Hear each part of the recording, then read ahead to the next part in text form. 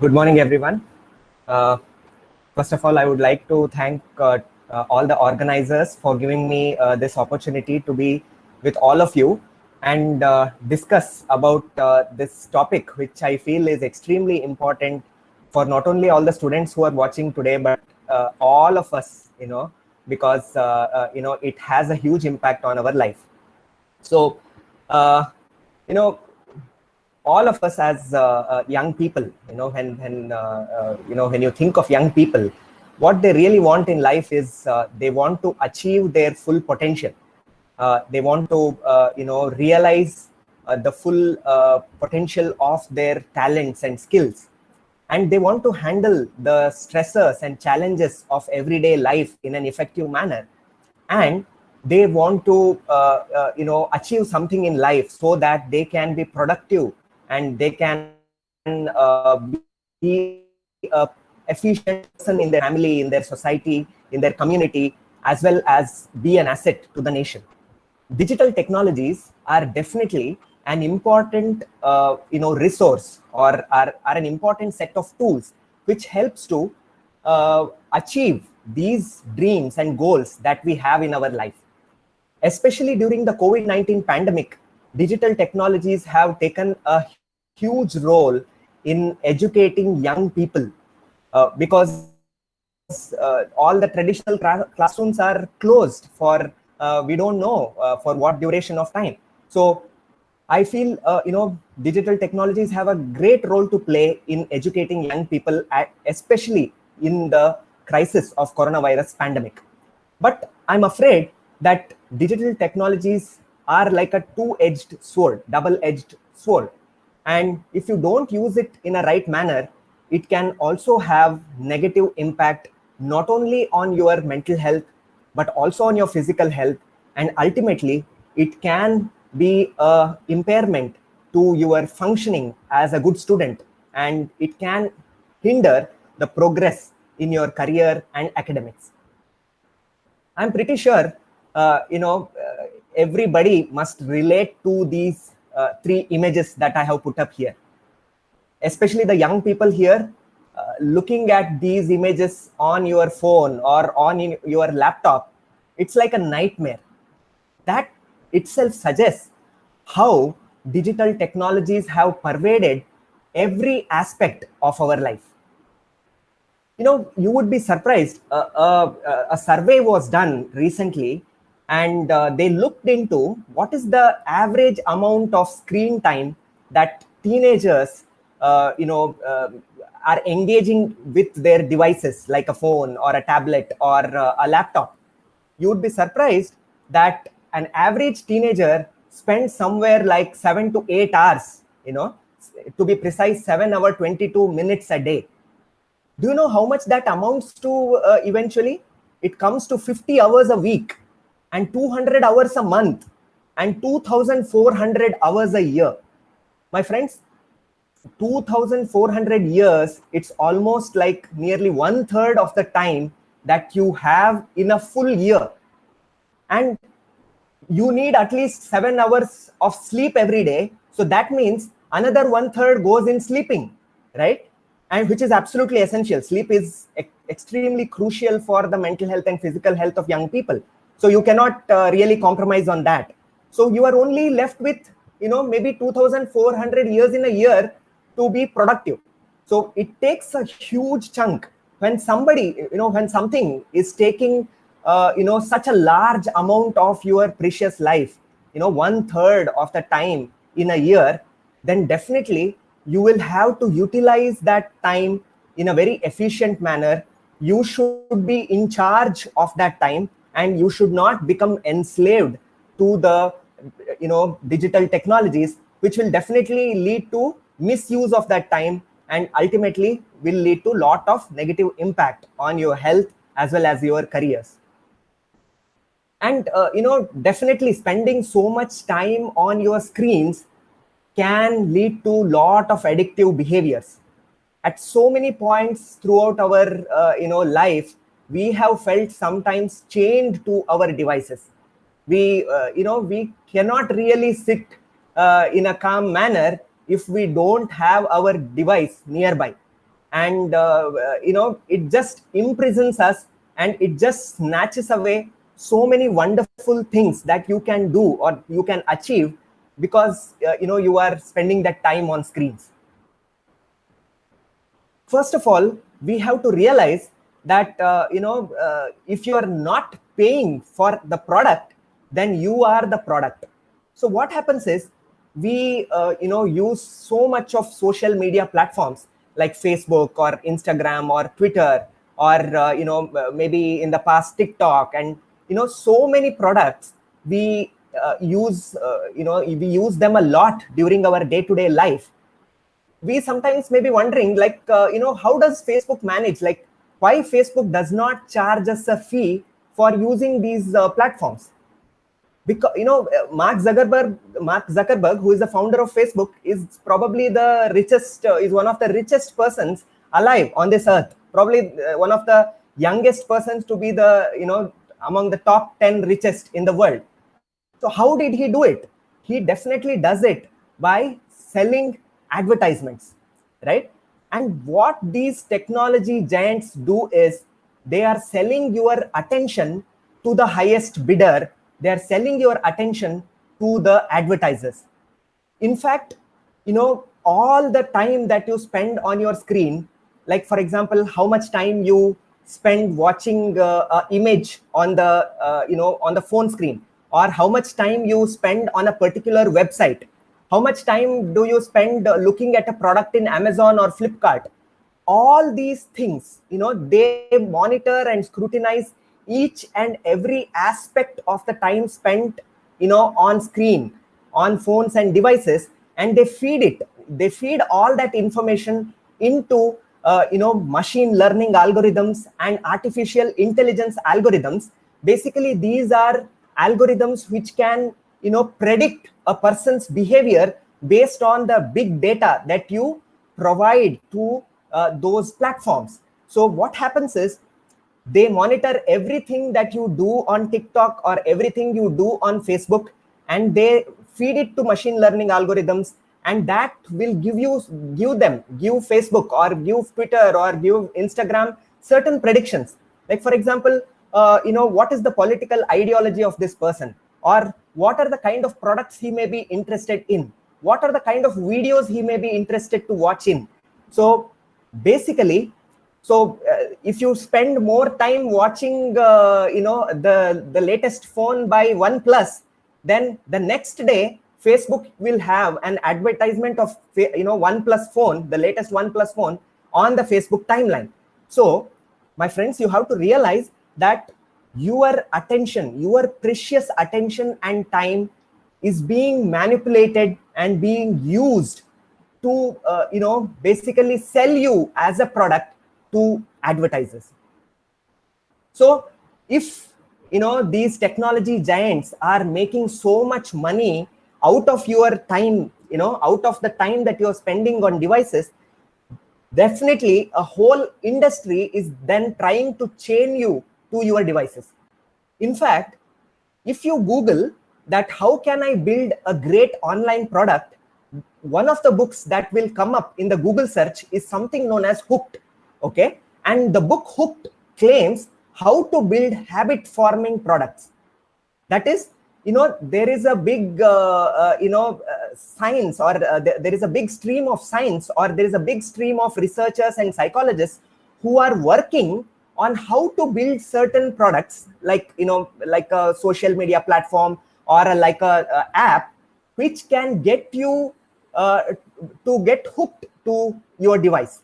And as you know, all the content that is shown on social media, or all the content that that is available on smartphone applications, are very addictive in nature, right?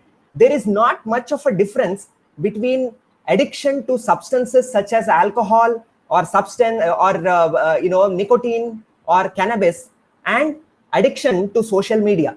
If you look at the neurobiology of it, the same neurobiological changes happen when you use social media content excessively. So lot of people, lot of researchers are just working on how to build a product, how to make it very attractive to you, how to design the icons, how to design the whole user interface so that you come back again and again to use these platforms. So they just don't want you to keep your phone away.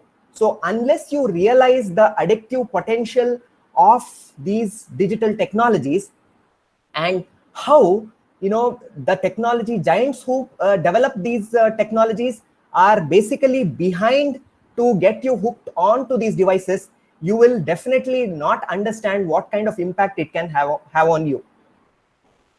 I have spoken to many young people who feel, they always have this fear of missing out on something, incredible, right? Something known as FOMO. In fact, it was added to the Oxford Dictionary somewhere in 2013 or 14, FOMO, or fear of missing out. So basically, even when you are trying to sleep, your mind is on, what nice things may be put on Instagram or Facebook by your friends. So you are always bothered about what's that interesting thing going on in the devices. So, it just doesn't let you be relaxed and calm. And you always have this urge, or you always have this kind of a craving to check your devices so that you don't miss out on something, very interesting that can come up on TikTok or Instagram. Another problem that, all of us, and especially young people, face these days is they have, invariably they have a smartphone. Most of you have a laptop or a tablet, and they have to manage traditional learning also, right? And these devices, like a phone or a laptop, is always craving your attention when you are trying to read your textbooks, or when you are trying to read another book, any sort of book. So you always end up doing multitasking. That is, you try to use your phone, you try to probably do some work on the laptop also simultaneously, and you are trying to read something in your textbook also. But if you look at how your brain works, cognitive scientists and neuroscientists have done research on this, and they have come to a conclusion that our brain is not that efficient when we do multitasking, right? Sometimes we feel proud about ourselves, and we sometimes boast with our friends, or we boast to our family that I can manage 10 things at a time. I can listen to music, at the same time I can be reading, at the same time I will be posting something on Instagram and replying to my friend on WhatsApp. Sometimes we pride on the fact that we spend time multitasking. But cognitive science and neuroscience has shown that if you engage in multitasking, your efficiency comes down drastically, right? So, and also, if you engage in multitasking for a significant duration of time, it can put a lot of strain on your mental health. You may feel exhausted, you may feel burnt out, you may feel numb, emotionally numb at the end of the period of using a lot of devices and doing a lot of things simultaneously. Our brain is designed to do single tasking. That is, you pay full attention and focus on one thing that you're doing. So if you're listening to music, you should be probably paying a lot of attention to the music and the rhythm and the all the instruments that are being used and the lyrics that are there in the music, so that you get the full benefits of listening to music. Or if you are focusing your attention on your textbook, then definitely you should pay attention to what are the concepts that are there in the textbook.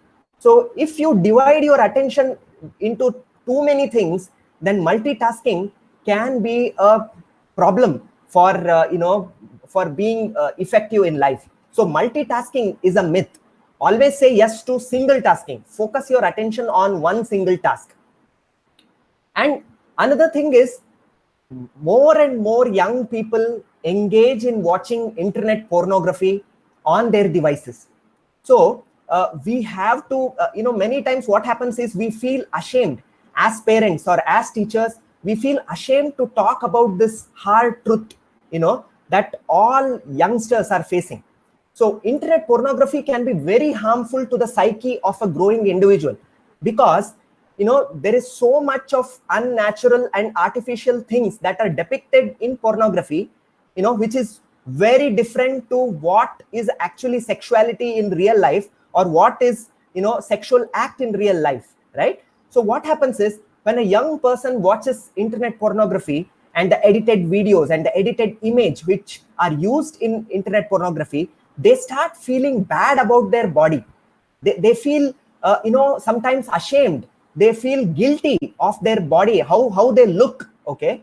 And I have seen teenagers who tell that, when I look in the mirror, I feel I'm very ugly, just because they get influenced by all this on the internet.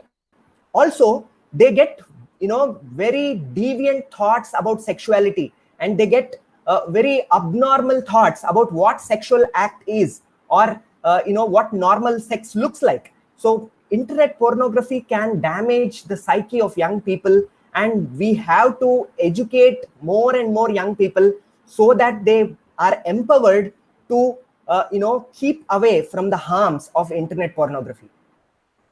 Also, gaming, internet gaming is a huge multi-billion-dollar industry. And anybody who has played a game, be it PUBG or Dota or whatever, whatever is the craze that that is going around in current times, they can definitely get you hooked to those gaming platforms. So the games are designed in such a way that you end up spending a lot of time playing those games, and definitely it impairs the the efficiency of that individual. I have seen so many young people who fight with their family, because their family did not recharge their internet so that they can play PUBG, right? So I have seen young people who end up closing their rooms all throughout the day and sitting isolated in a room. They don't leave their homes. In fact, I have seen some young people who have not gone out of their homes for a few months or years because they are so hooked to gaming. So I would strongly urge my friends, don't play with your life. If you are engaging in gaming and internet gaming indiscriminately, that can be a big hurdle to a productive and to a satisfied life. Also, you have to be careful that social media feeds you so much fake news. Okay, especially during the COVID-19 pandemic, we have seen that various social media handles dole out misinformation and disinformation and change public opinion, right? You may have heard about the rise of measles in America a few years back, 2-3 years back, because anti-vaxxers, people who are against vaccinations, they started social media campaigns, on Facebook and Twitter and Instagram, and they somehow changed the public mindset to such a way that young parents started keeping their children away from life-saving vaccinations. That led to the resurgence of measles in a developed country like United States of America. Also, we know how subliminal messages, very very subtle messages that are delivered in the social media platforms can change public opinion and can change the course of the political dialogue in a country, and it can lead to voters deciding to vote to a certain party because they got influenced by the content on the social media platforms. So don't believe, fake news is rampant, okay? And fake news spreads faster than the coronavirus. So whatever you see on social media, you have to check, 10 times, maybe 100 times before you believe in that, or before you integrate that into your psyche and integrate that in your life.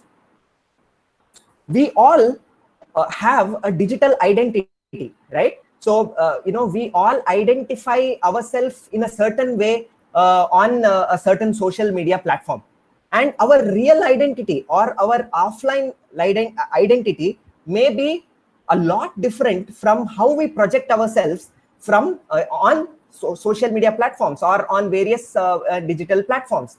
So basically what happens is, sometimes there is a huge divide between what we truly are and how we project ourselves on maybe Facebook.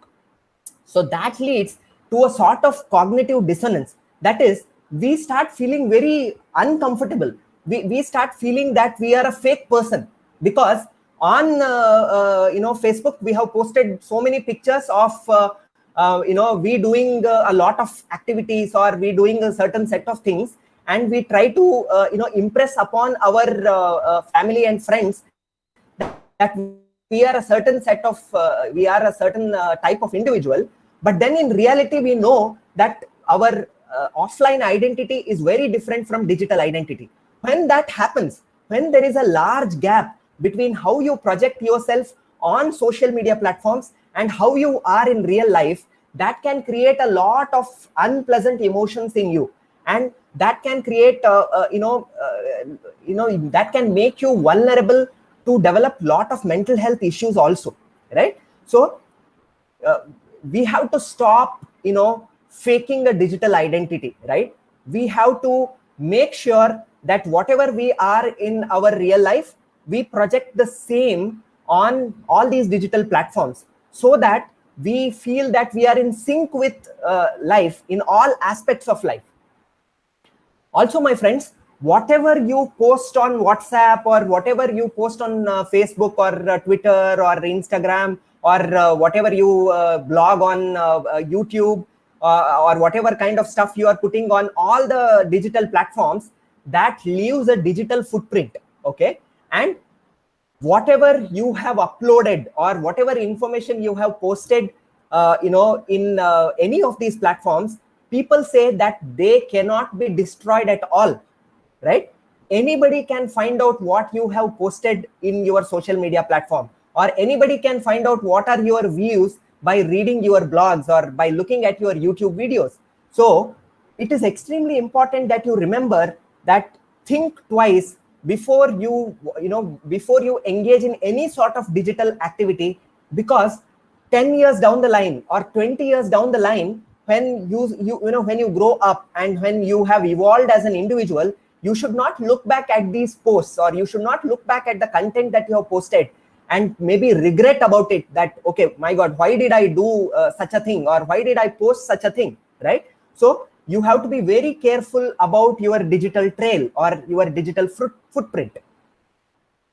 Another thing is, because many of you are getting into health professions, you have to be very careful about doctor-patient confidentiality, right? So to put it in simple terms, your patient has come to you seeking help, and he is divulging lot of private information about himself, right? So we have to respect patient's privacy.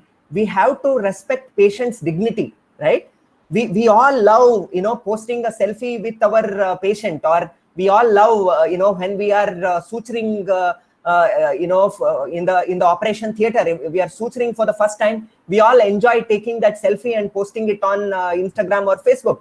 But ask yourself 10 times to post or not to post. Ask yourself whether you are respecting the patient's privacy. Am I giving out any private information about this patient? Am I hampering the dignity of that individual by posting his pictures online, okay? And also, I would strongly dissuade you from posting stuff in the hospital, or things that you do in the hospital online, because all universities have strict regulations regarding these matters. But if you are doing something and you know that it's harmless, always take your patient's consent also before you post anything about whatever case you have seen or whatever things you are doing in the hospital. Always remember to take consent before you post anything. So think twice, think 10 times before you post anything online. Also, another thing that another danger that these digital technologies can bring up is basically when you are facing a person in real life. For example, you have a friend and you don't agree with his political ideology, okay? He is a follower of a certain political group, and you don't agree with that. when you are talking with him face to face, you are making sure that you keep your demeanor, and you have a certain set of social manners and social regulations you have, so that you communicate to him your difference in opinion, as well as don't hurt him or you don't harm him with your words. But what happens online is, or what happens when you are posting something on social media platforms, you are not very careful about these things. So technology sometimes dehumanizes communication, right? So whatever communication, whatever face-to-face communication we have, it has a lot of human aspects to it. But when you are communicating with someone on WhatsApp, or when you are communicating through a direct message on Instagram, you are not really aware of the implications that it can have when you are messaging someone a certain thing, or when you're posting something online. So what happens is, it leads to a lot of cyberbullying. Okay, sometimes we don't realize that we have become a cyberbully. I was really taken aback when recently you all know about the celebrity suicide that happened. And after the celebrity suicide, many of us started abusing and started telling very bad things about a person who we felt that is the reason for the celebrity suicide. So just give it a thought, just keep think about it, take a moment and think about it. Don't you think you are becoming a cyber bully by telling all these bad things to that person who may or may not be the reason for the celebrity suicide? So we, all of us, nobody is an exception, sometimes through our posts or sometimes through our messages, take the role of a cyber bully. So we have to be very careful when we are gossiping online, when we are spreading rumors online, when we are giving any threats, when we are name calling. If you have to be very careful that you're not harassing someone.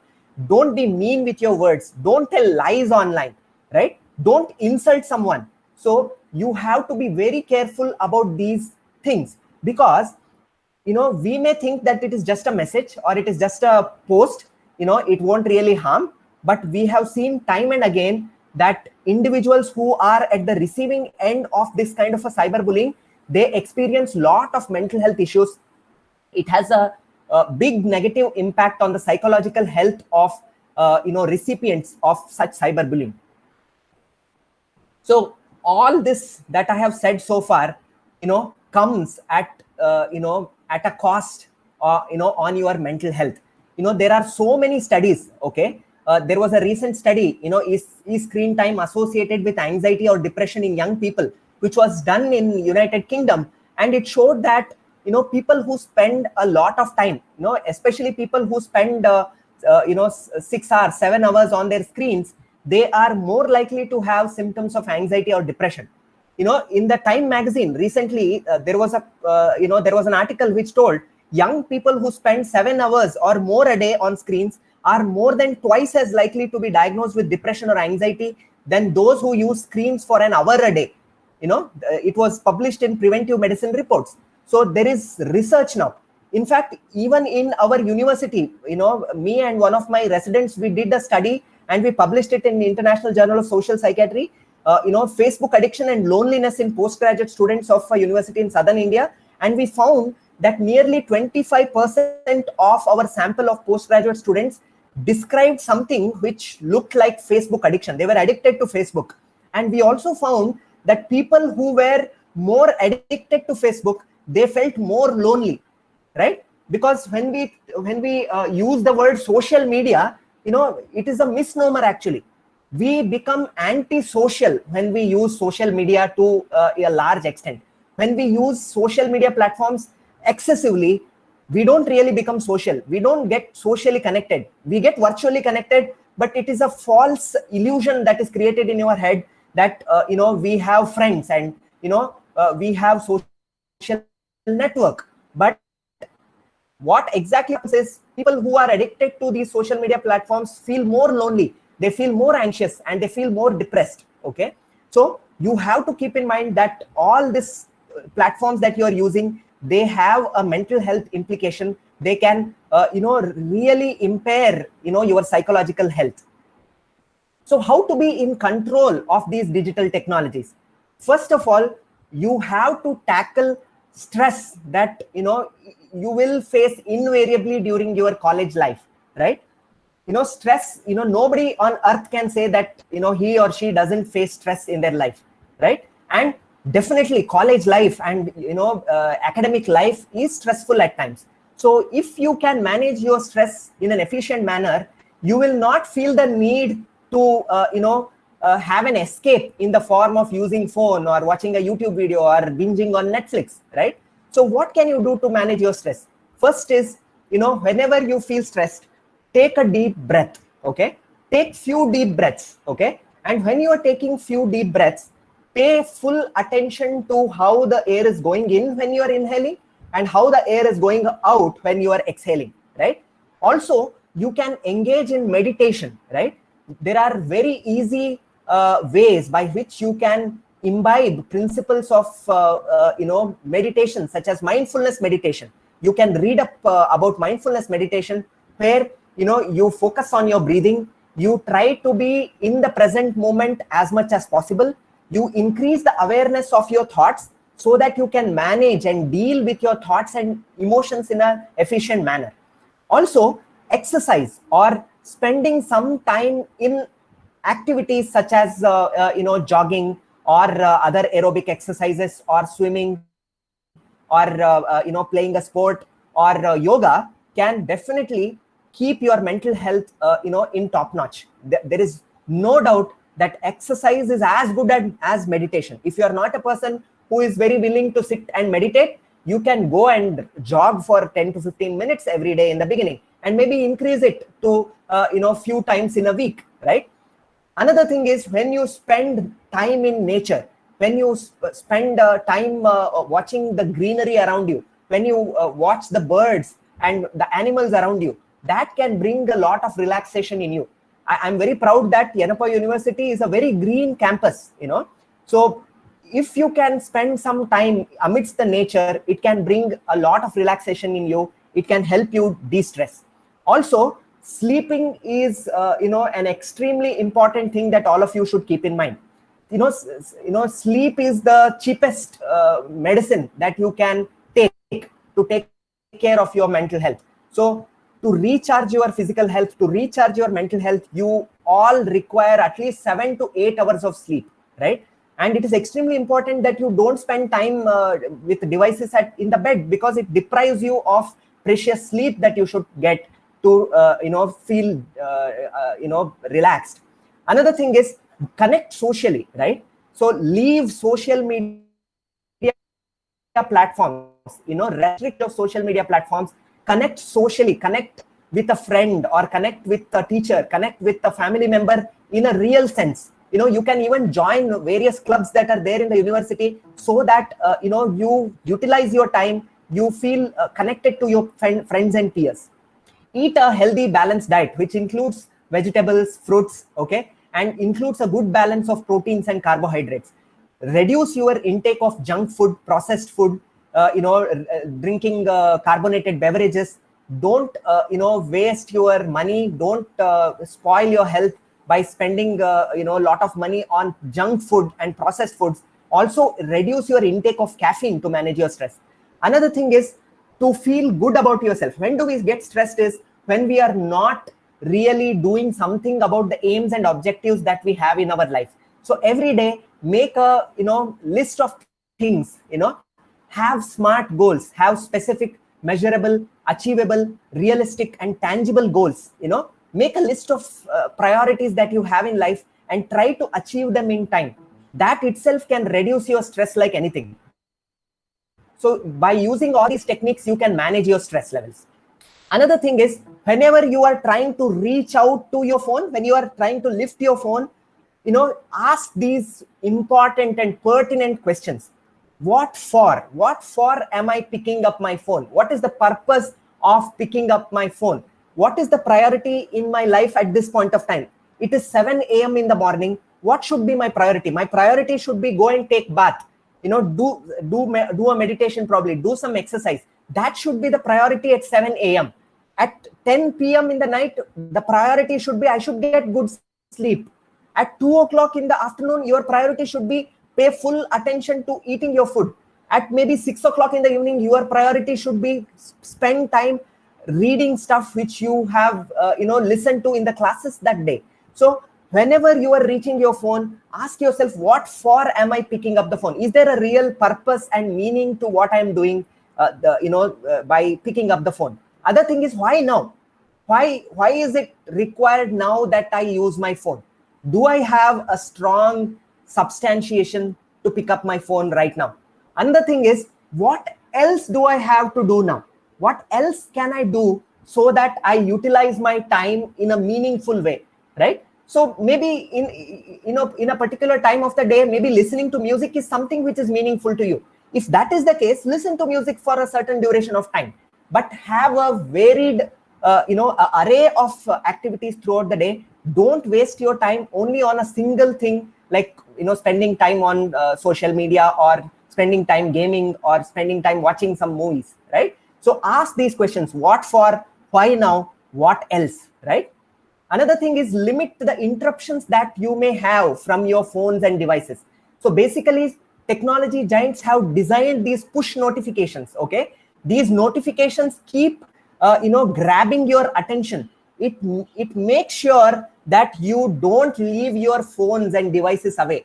It's like a magnet that attracts you towards your phones. So what you can do is limit interruptions by disabling push notifications. Every phone has this feature where you can limit or restrict or even stop push notifications altogether, so that you are in charge of, you decide when do you want to pick up your phone and check Instagram, or when do you want to pick up your phone and check Twitter. And it is not Twitter which decides when you use that platform. Or also WhatsApp has pervaded our lives or like anything. You just check on your phones. Every phone has this feature. You just check how much time you spend using WhatsApp. I'm pretty sure all of us spend 4 or 5 hours of our day on WhatsApp these days. So you have to make sure that at least many of the groups which has lot of forwards and which really don't have anything useful, mute or minimize notifications from such groups. You can also choose to mute notifications for a year altogether, right? And only maybe once in a week look at these groups, right? Unless it is absolutely essential for you. Also, another hack that you can use, another trick that you can use is, many times what happens is, if you have enabled a fingerprint security thing, or a touch ID, or if you have enabled a face ID, or any other mechanism, what happens is, you unconsciously sometimes pick your phone and it is unlocked and ready to use, right? What you can do is, because you can subconsciously start using your phone without your knowledge, you can reduce that by putting a long alphanumeric code. Okay, make a password very difficult with lot of alphabets in capitals, and lot of numbers are also in that password, so that it should be a tiring experience for you to unlock your phone. So what happens is, when you spend time putting the password in the lock screen, you will probably ask yourself those 3 questions that I have already told you. Why, what for, why now, and what else, right? So putting a long alphanumeric code can, give you that small duration of time to think, basically, to consciously think about what is the use of picking up the phone at this point of time. And it can reduce the subconscious usage of phones. Also, every platform, every social media platform, every app that you have on your phone can definitely has definitely got certain features by which you can monitor or restrict the time that you spend on those platforms. Why these people have put these things is, they have faced lot of criticism in the last few years that digital technologies are impairing the well-being, emotional well-being of people who use it. So what has happened is, at least these platforms and at least these technology giants have started thinking about digital well-being of individuals, and they have given options to set restrictions on every app. There are also certain ways by which you can limit, how much time you spend on Facebook or Instagram, or how much time you spend on each app, right? Like for example, you can set that I will spend only 15 minutes a day on Twitter. I will spend only 10 minutes on Facebook maybe, right? So there are various ways by which you can restrict the amount of time that you spend on various apps and platforms. Another thing is, as I already told, sleep is crucial for physical health as well as mental health of every individual. So make sure that you don't have your phone in your bed. Keep it away from an arm's distance. Your phone should not be in an arm's distance. If you have to pick up your phone, you will have to get out of from bed and then go and pick up your phone. It should be like that. Because what happens is, once you have the phone in your bed, you must be seeing in the picture, the phones emit lot of blue and white light, okay, which sends a signal to your brain that it is not yet time to sleep. The secretion of the melatonin hormone is reduced when you have a device or you have a screen in front of your eyes on bed, right? So that delays the onset of sleep. And once there is a delay in the onset of sleep, what happens is it disrupts your sleep cycle, and it eventually will have long-term impact on your physical and mental health.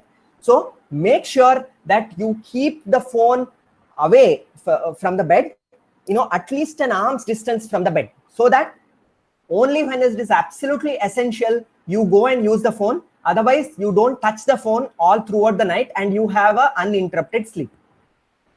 Also, have something known as a digital detox, okay? You may have heard about detox centers, you may have heard about celebrities going to a detox center to get rid of the cocaine addiction that they have or the cannabis addiction that they have, right? But all of us, it's crucial that all of us think about a digital detox these days. So what is a digital detox is basically, these apps and these devices, they give so much of a dopamine pleasure surge, okay? Dopamine is a neurotransmitter in your brain, which is released when you do something which you consider as pleasurable, okay? For example, if you eat a nice jalebi prepared by your mother, or you drink nice coffee, hot coffee prepared by your mom in the morning, when you drink it, it gives a certain, it releases a certain amount of dopamine, which gives you the sense of pleasure, right? But what happens is, when you use social media platforms, or the way the games or the way the apps are designed, you are being given dopamine surges every few minutes, okay? So they make sure, like, if it is a game, they give you a medal, or they give you leaderboard points, so that you feel that surge of dopamine and you feel that surge of pleasure. We are so used to these pleasure sensations that we start seeking more and more of that pleasure, and we get hooked to our devices. So at least once in a day, or at least few hours in a day, or at least one day in a week, think that you will take a digital detox where you will not touch your phone for a significant duration of the time throughout the day, right?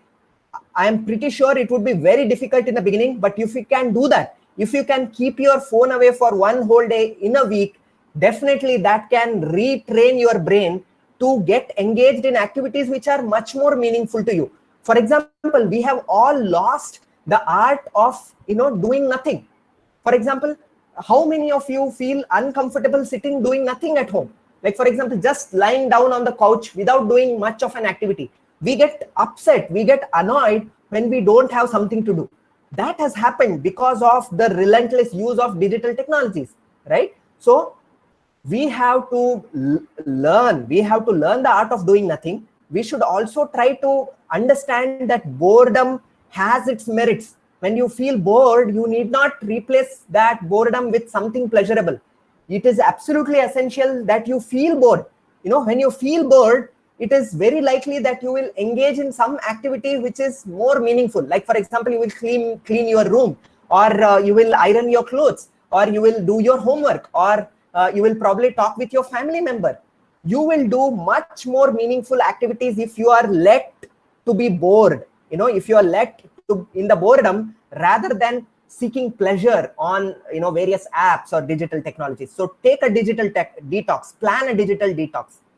Also, make phone usage a reward for something that you do in a day, right? For example, you can tell yourself, if I finish my homework assignment today, then I will play 10 minutes of a game, right? Make it contingent, make these, make the use of digital technologies as a reward or contingent on something that you achieve, something meaningful that you do in a day. Gift yourself with the privilege of using WhatsApp, or gift yourself with the privilege of looking at a particular blog at the end of doing something meaningful that day, right? When you make it as a reward towards something, then you probably will become more effective, and you will probably engage in much more meaningful activities. I already alluded to this fact in the beginning that online technologies or e-learning is becoming the future of education, right? So what that means is more and more of you would be spending a lot of time on your phones, and you would be spending a lot of time on your laptops, because your university or your teachers want you to listen to some video lectures, as you're doing now. You are listening to this on Google Meet, right? So when we are becoming so heavily dependent on digital technologies for our education, right, then definitely you should also become very aware of all the problems that can arise because of these digital technologies, right? When we are aware of the harms, when we are aware of the potential deviations that can happen because of the use of these digital technologies, then we will feel empowered to use it in a proper manner, right? So the future of education is going towards online and e-learning platforms, and you have to be in charge of your digital life if you want to be an effective student, if you want to have an effective academic life, if you want to have an effective career, right? So I found this funny meme on the internet, that's very paradoxical, that most of the things I have got it from the internet, or I have got it from social media platforms, but you can utilize it in this good way also, right? So I found it that somehow we should not evolve to be individuals who become like another apes, or become a slave to these social media platforms, or become slave to these gaming platforms or these apps, right? We should evolve in the right way, right? And evolving in the right way means that we understand that digital technologies can have a huge role in the physical and emotional well-being of every individual. And if we can use digital technologies, I'm pretty sure in various other lectures you will be told about how there are so many wonderful ways by which you can use YouTube, or which we can use various networking platforms, so that you get benefit out of it. Okay, you get more benefit out of it than harms, right? So I urge all my friends who have joined here, take charge of your digital life, so that you become an effective student, right? And you achieve all the dreams and goals that you have in your life. Thank you very much to all the organizers who have given me this opportunity to engage with all of you, and all the best for your life ahead at Yenepoya. Thank you. Thank you, sir. Thank you for your valuable time. So next, for the second session, we'll be having Dr. Leena Casey, Principal of YNC, Yenepoya Nursing College. So the second session will be from 10 a.m. to 11 a.m. on gender sensitization. Fauzia, just ask any questions are there on YouTube for sir? No, ma'am, there is no questions. No questions? No questions are there. Thank you. Okay.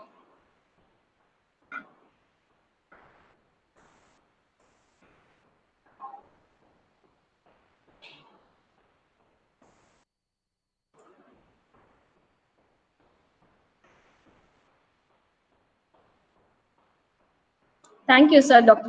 Ravichandra Karkar. Thank you, sir. It was really a nice educating talk for the students. I'm sorry, is this Dr. Savita P. Kamath? Yes, sir. Yes, yeah, sir. Yeah, okay, I can see you. Yeah. Thank you so much, sir. Thank you.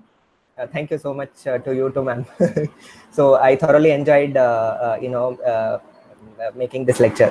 Thanks once again. Yes. Yeah. Yeah. All Thank the you, best. sir.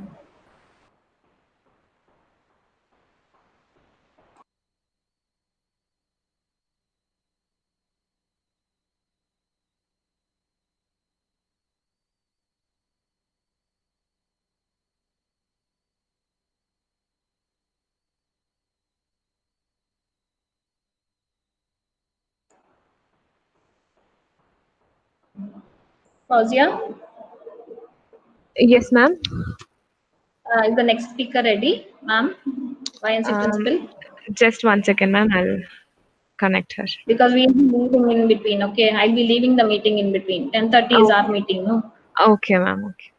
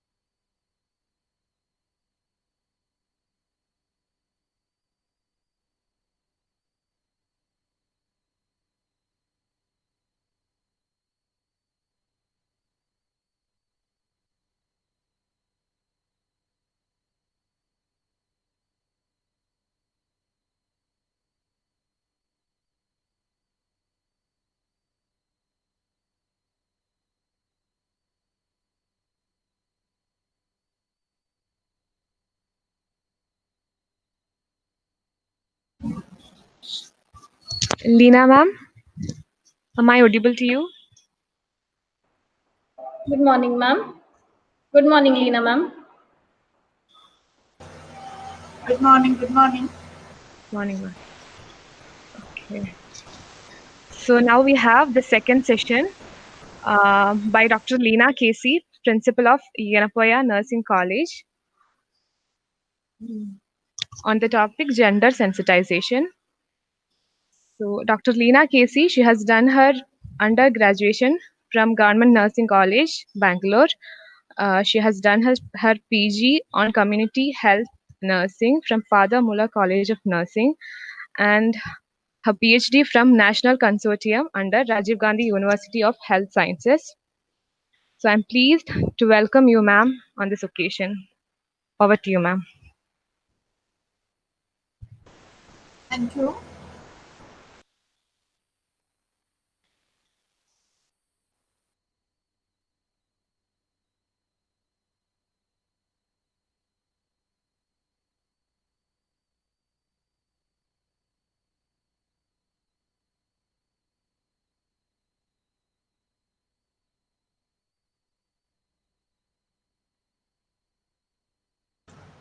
Are you able to see the slides?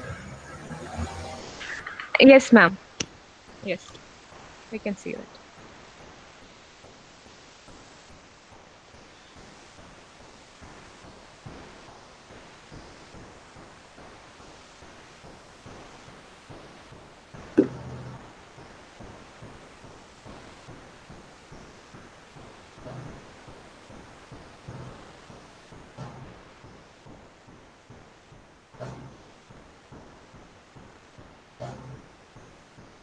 A very good morning and welcome to Yenepoya for all the dear students who have joined us this year.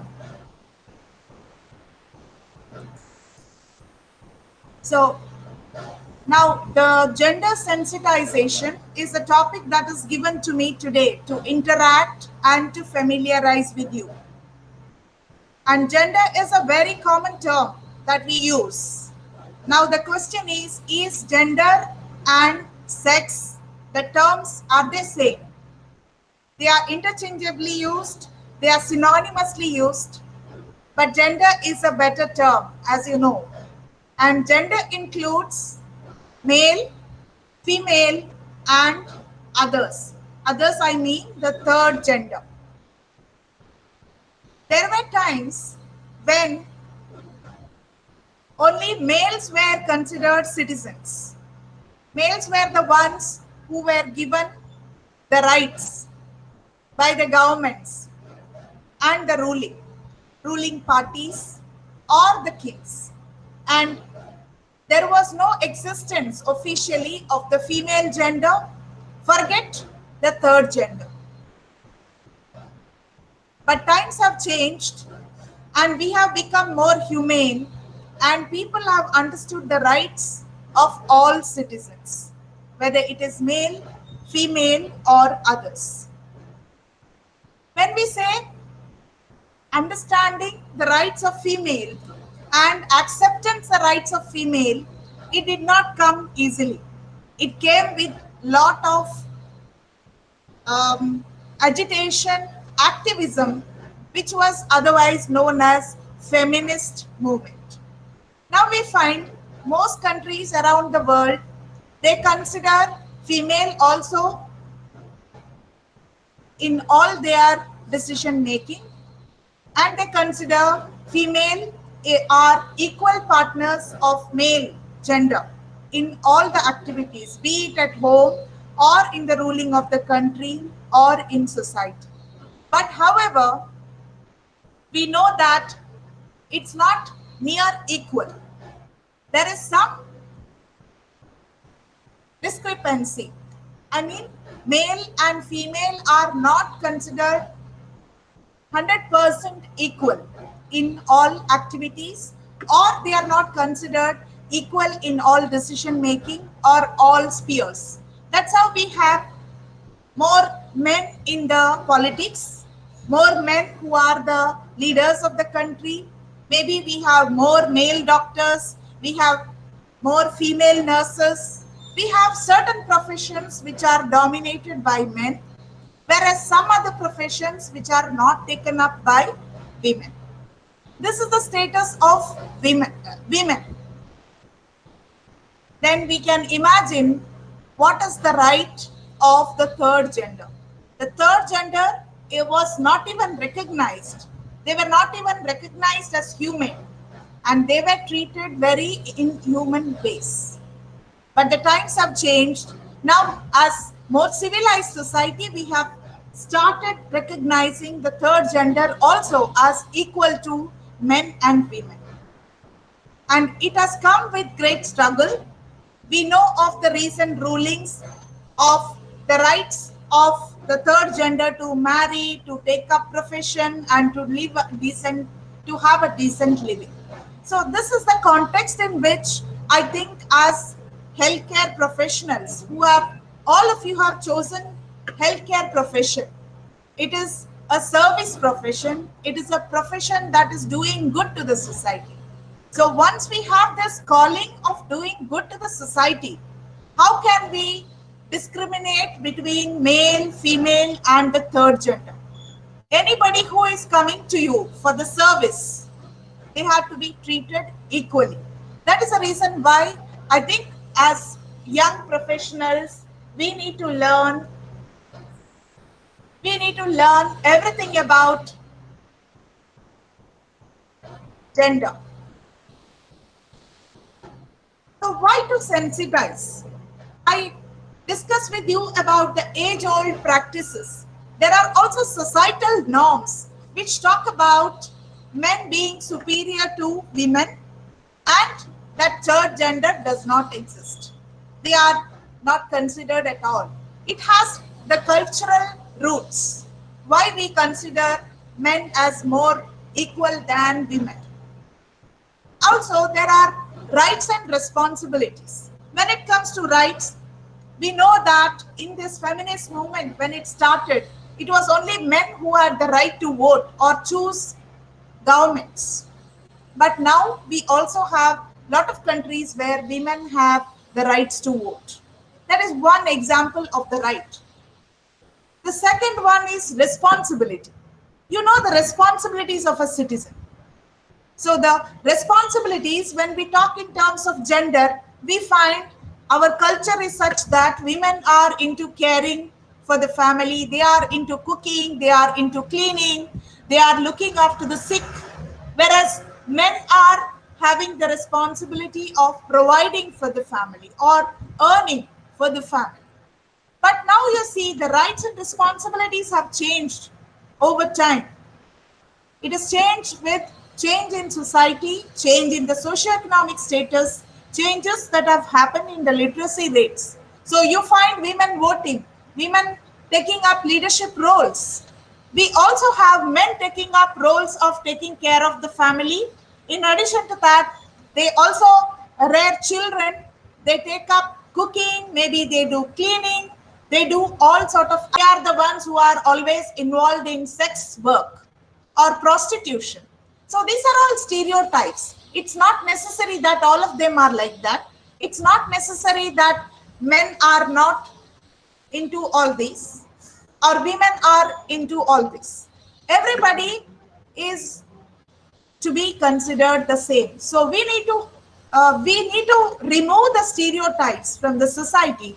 So when the stereotypes go, I think more and more people will come to us as healthcare providers for seeking healthcare services.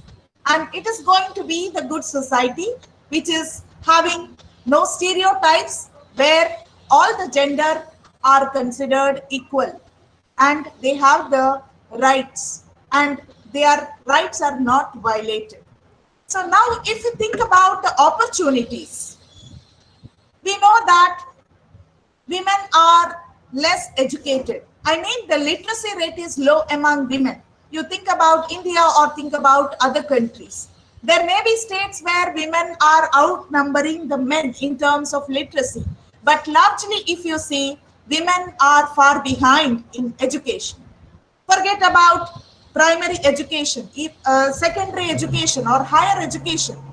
The women enrollment rate or girl students enrollment rate into higher education is low compared to male students. In terms of employment, if you see, we find that slowly the trend is changing, but mostly it is men who are working or seeking employment outside, and women do all the household jobs. And what about the payment? When you say employment, we have to think about payment. What we see generally is that women are underpaid, underemployed, because when they work at home, they are not earning a salary, because the male member provides for the female member who is working in their house. We also find women are not sent out to work in many families. So employment is a problem that we have. And when there is no education or less education or no employment, women are generally poor, unless and otherwise the family member supports them. So this has serious consequences, and that's the reason why we need to sensitize people about gender, mainly about the rights and responsibilities and treating everybody equally. So what is the effect of discrimination? If you look at discrimination, discrimination comes when all are not considered equal. And the discrimination results in more girls or third gender being out of school. They are not able to complete their studies. They have poor literacy. Because they have poor literacy, they are unemployed, they are poor, they are underpaid, or they are unpaid. They have less involvement in decision making because they are not able to earn for the family. It results in more dependence of the female members of the family. And when they do not have adequate income or they are not able to make decisions, it directly affects their health, their nutrition. Many families you find women are malnourished. They have more of anemia and they die of starvation, especially in the places where there is extreme poverty. They may not have anything to eat at all. Whereas the male members and children are fed by the same women who take care of them. So there is poor nutrition and poor health, and there is also poor health seeking. If a male member or the children fall sick, immediately they are taken to the hospital, whereas the women themselves may not make a decision, and the society about gender equality. So that is the purpose of this gender cell at Yenepoya. And I'm from the gender cell of Yenepoya who is speaking to you about this gender sensitization. So the vision of the gender sensitization cell is to strengthen the potential of students to be responsible leaders who facilitate enabling environment where girls are treated with dignity and respect, and to advocate for gender equality and monitor progress towards gender justice. When I say girls, it is also inclusive of other genders, girls, boys, and the third gender. But why we use the term girl is because it is usually the girls who are discriminated. The objectives of the gender cell is to sensitize about social, cultural constructions of gender in the society.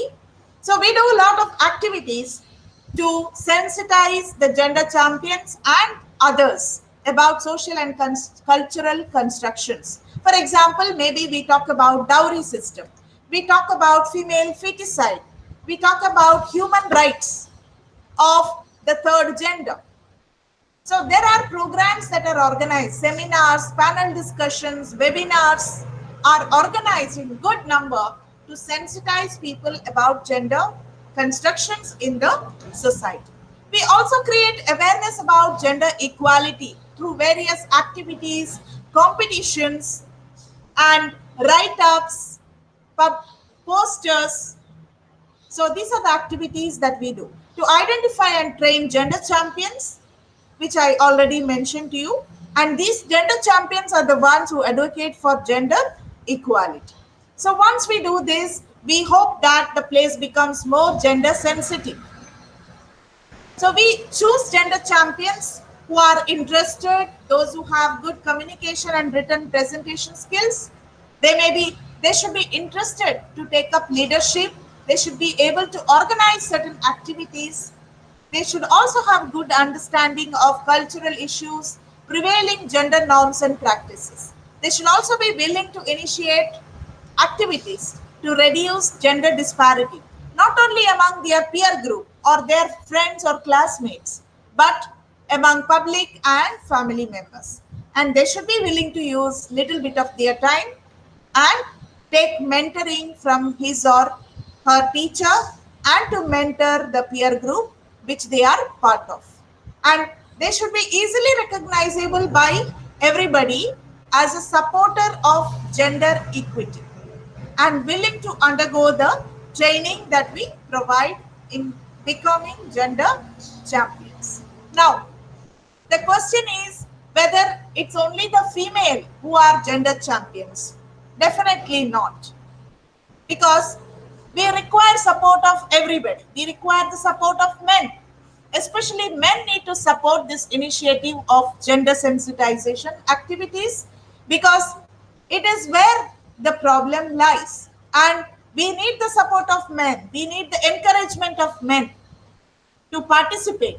We need to sensitize more men about gender sensitization. So that's why we need to have good number of male students also who are becoming gender champions. So I request all the male members to think over and decide if you want to be the gender champion. We will definitely identify few male students who are gender champions who will be guided by their mentor teachers. So we have certain responsibilities of gender champions. Undergo training in consultation with the nodal teachers or the mentors. Plan and initiate activities. We have a list of activities which I am going to show you in the future slides. Maintain gender champions diary of what is the activity that you have done today to sensitize somebody about gender, or to write something, or to communicate to somebody. What you plan to do. So these things can be written in your diary, and which is going to be evaluated at the end of your term, because a report is coming out of each gender champions diary. So there are nodal teachers or the gender teachers or mentors, which I already told you. And they are the teachers who understand that gender sensitization is important. They are ready to give their time and energy for this initiative. And they guide you, they guide in the activities, they participate in meetings, they also motivate the students. So suppose if a nodal teacher of your course or your college approaches you, asking you to volunteer to be a gender champion, I think you must all say, okay, we want to be gender champion.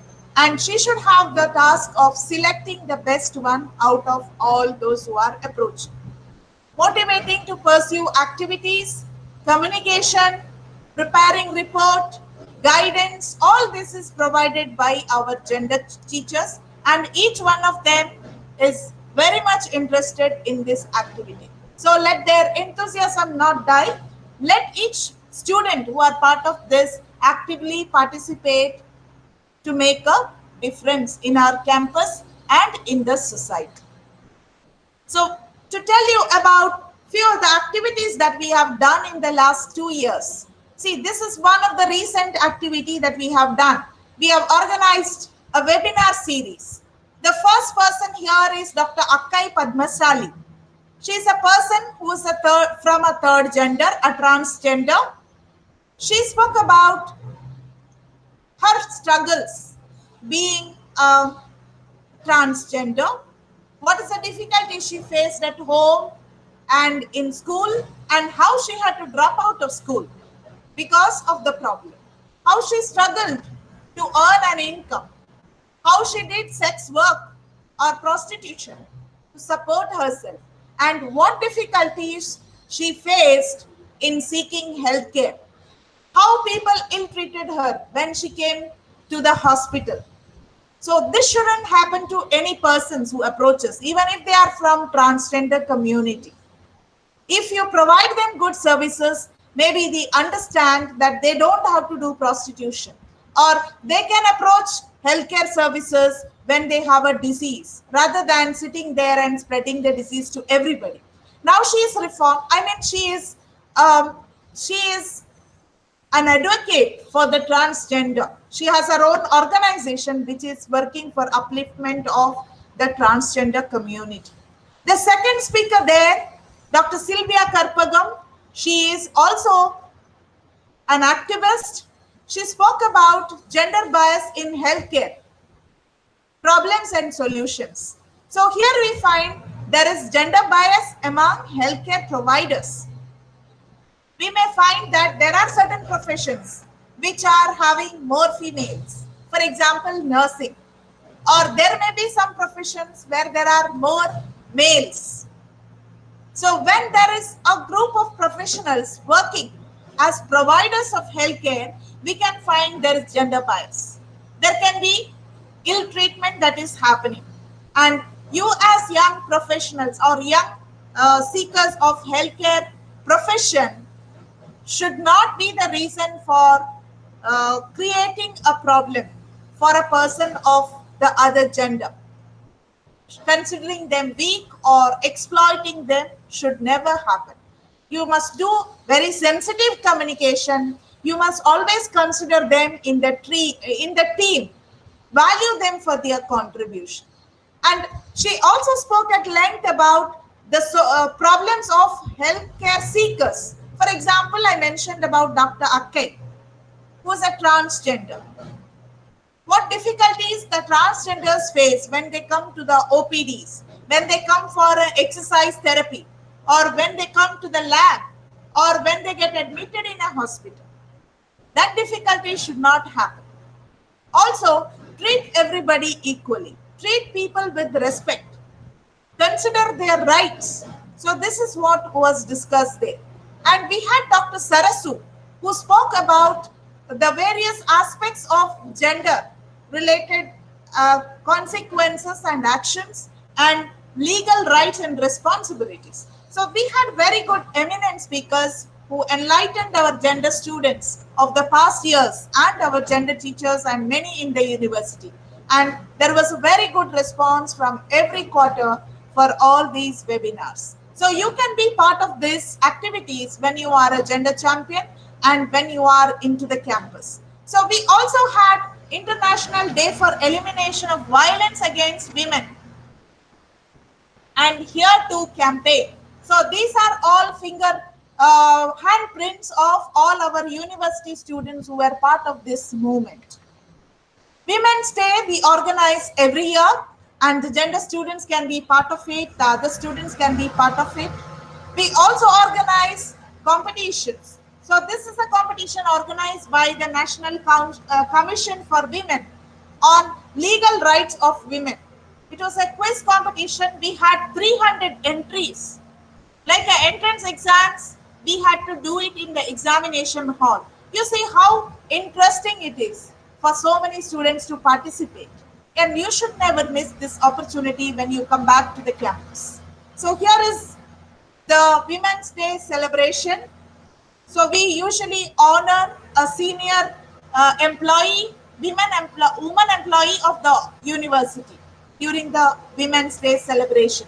We also have talk by eminent speakers on Women's Day observation. So this is of the year 2020. We also organized Women's Day. We had an eminent speaker, Dr. Swapna from Presidency University, Bangalore, who spoke about gender and about technology and mobile technology, how it is violating the rights of women and what precautions should be taken by young students when they use mobiles, when they communicate with public and outsiders. What precautions should be taken, and otherwise what problem they can land in. So this sensitization was considered to be very useful by our gender champion students and the other students who attended and benefited from the program. So a senior woman employee being honored on the Women's Day celebration. So we had plenty of activities in the year 2018-19 and 19-20 by the gender cell of Yenepoya University.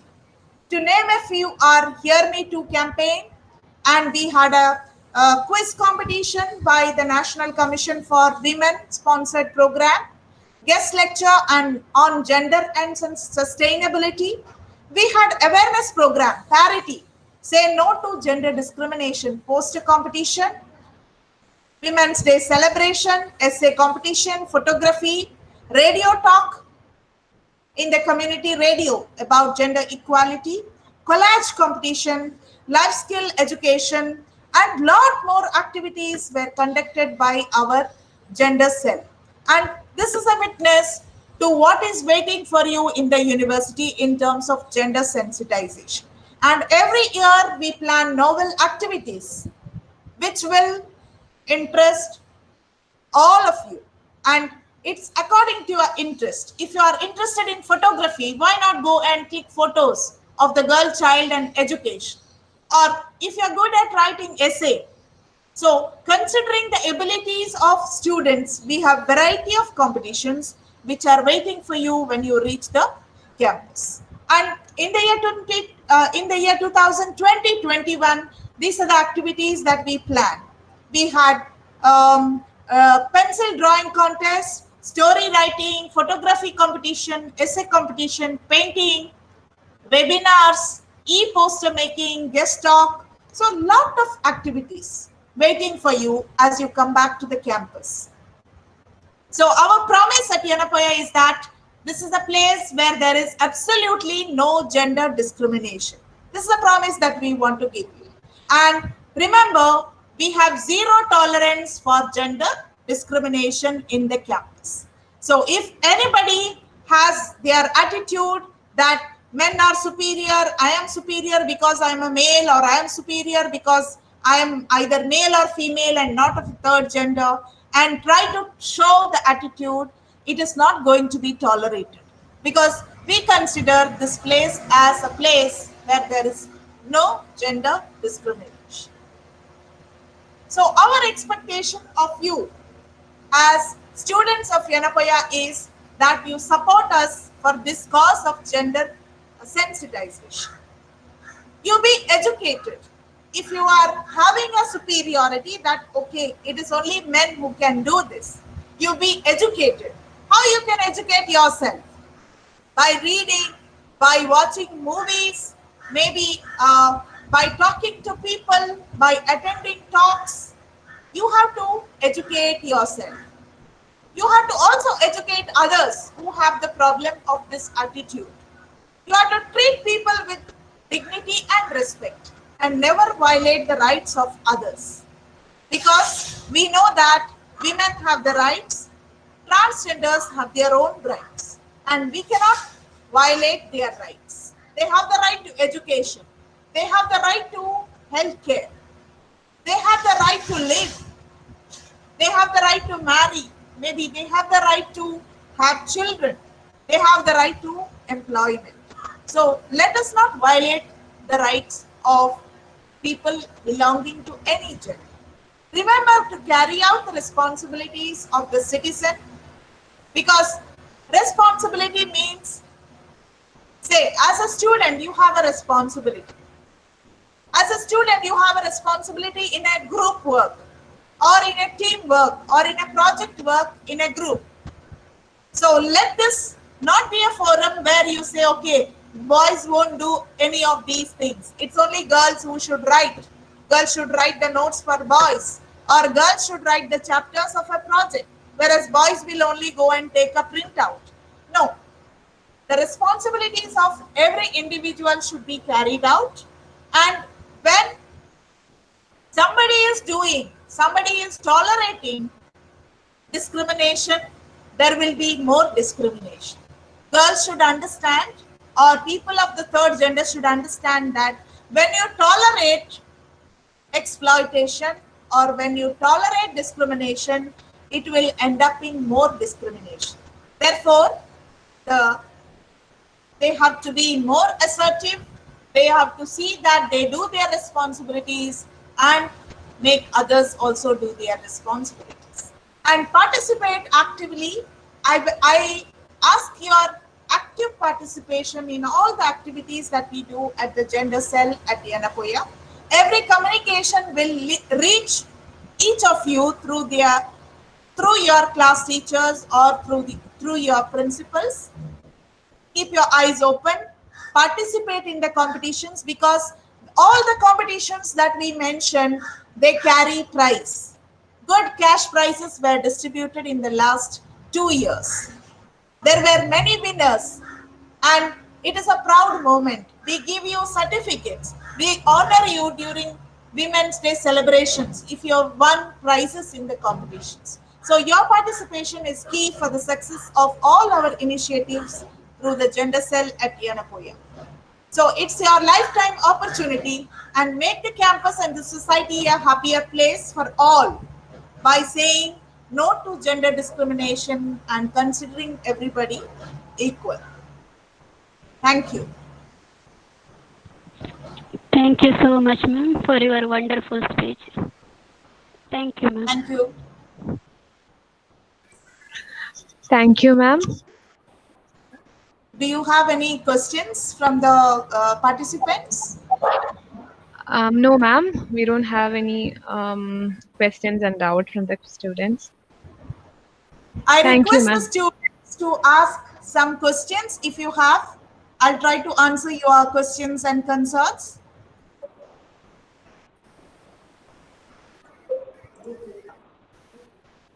Leena ma'am?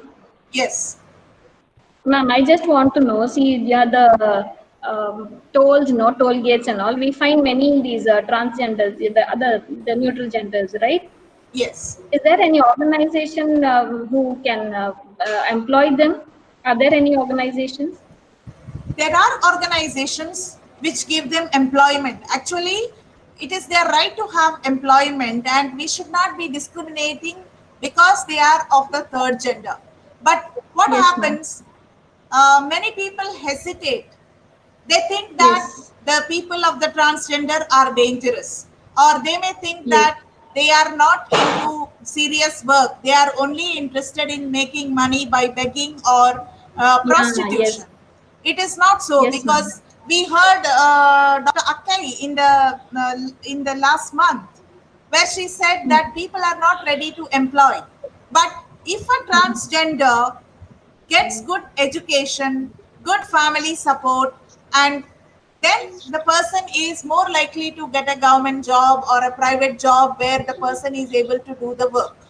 Normally, what Yes, ma'am. happens, because of their problem, they drop out of school and they have lot of psychological issues as they reach adolescent and young adulthood, and they are teased. They don't want to complete their studies, or they are thrown out of schools because of the trouble that their peer group give them. So then they run away from home, they get into bad company, they are exploited. So it becomes a way of living. But I think if somebody is ready to give them an employment, they are ready to work. Yes, ma'am. Yes. Even Very if true. they are employed, sometimes we find the colleagues making problem for them, so they run away from there also.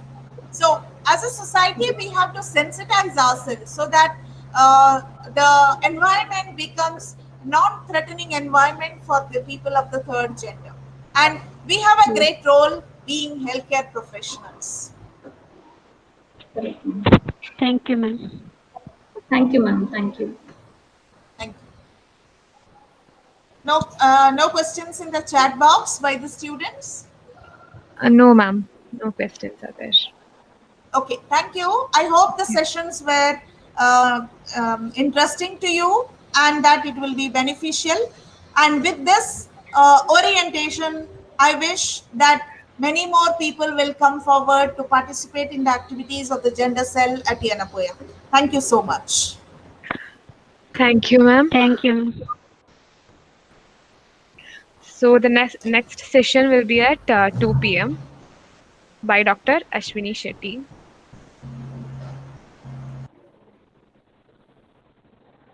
Thank you, Fauzia.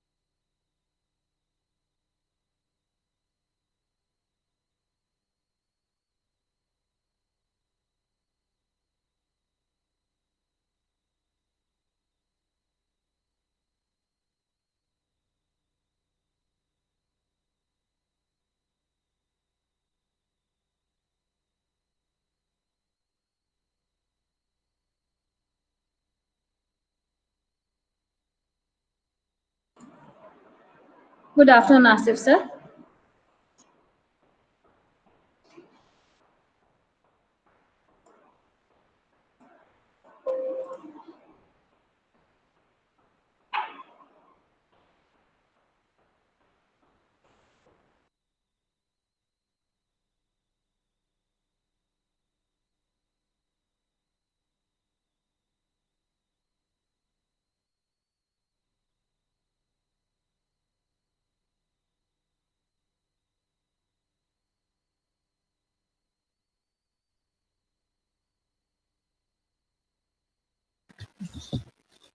Hello, good afternoon, Asif sir.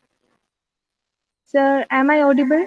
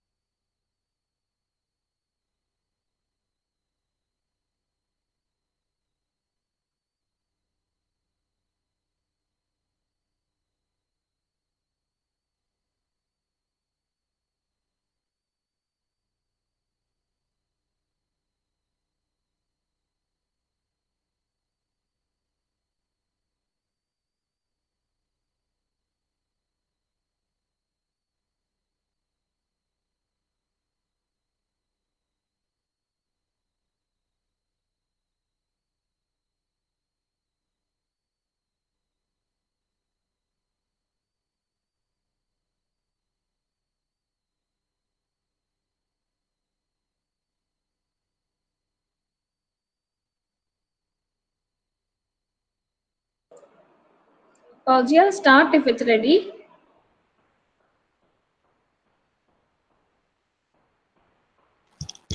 Good afternoon, Asif sir. Can I hear me?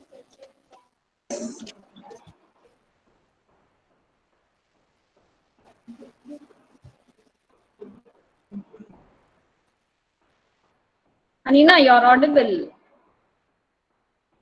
Yes, ma'am.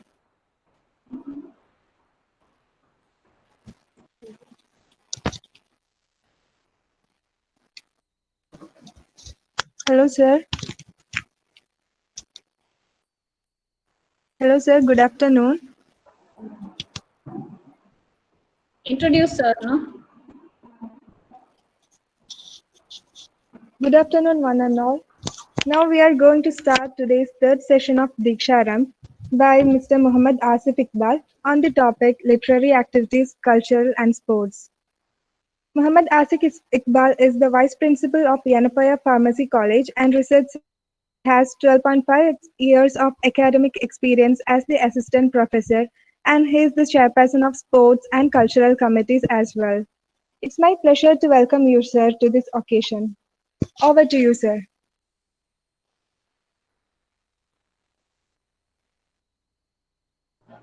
Yes, thank you. Thank you for your introduction. And good afternoon, everyone. On behalf of Pharmacy College, I welcome to all students to Yenepoya University. And thank you for your selection for Yenepoya University to pursue your choice of courses. Some are selected in nursing college and some selected in physiotherapy and some are going to study in pharmacy and some are in biotechnology, BSc Biotech. So today I'm here to present you all like some of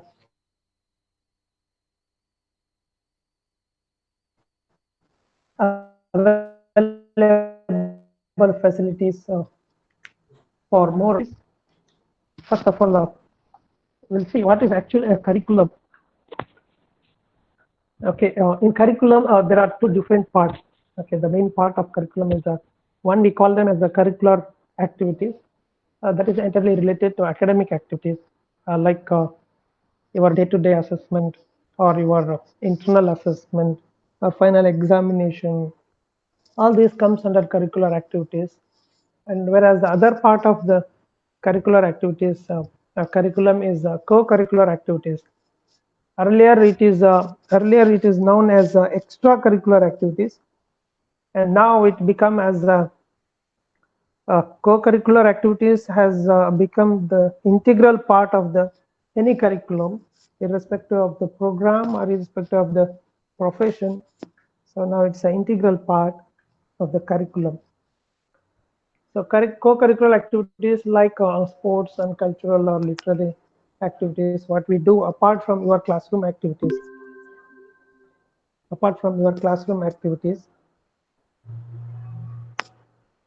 Just an introduction to co-curricular activities, what we mean by this and how it works. Actually, this work in, I call them as a three heads formula or in a triangle shape. One we call them is the head, another one is heart, and another one is the hand. So this, if you fulfill this all three, and definitely you will be calling like, we will be calling like all-round development. Okay, in order to make a student, okay, all-round development of a student. So we have to work together and we have to work in three areas of students like head, heart, and hand.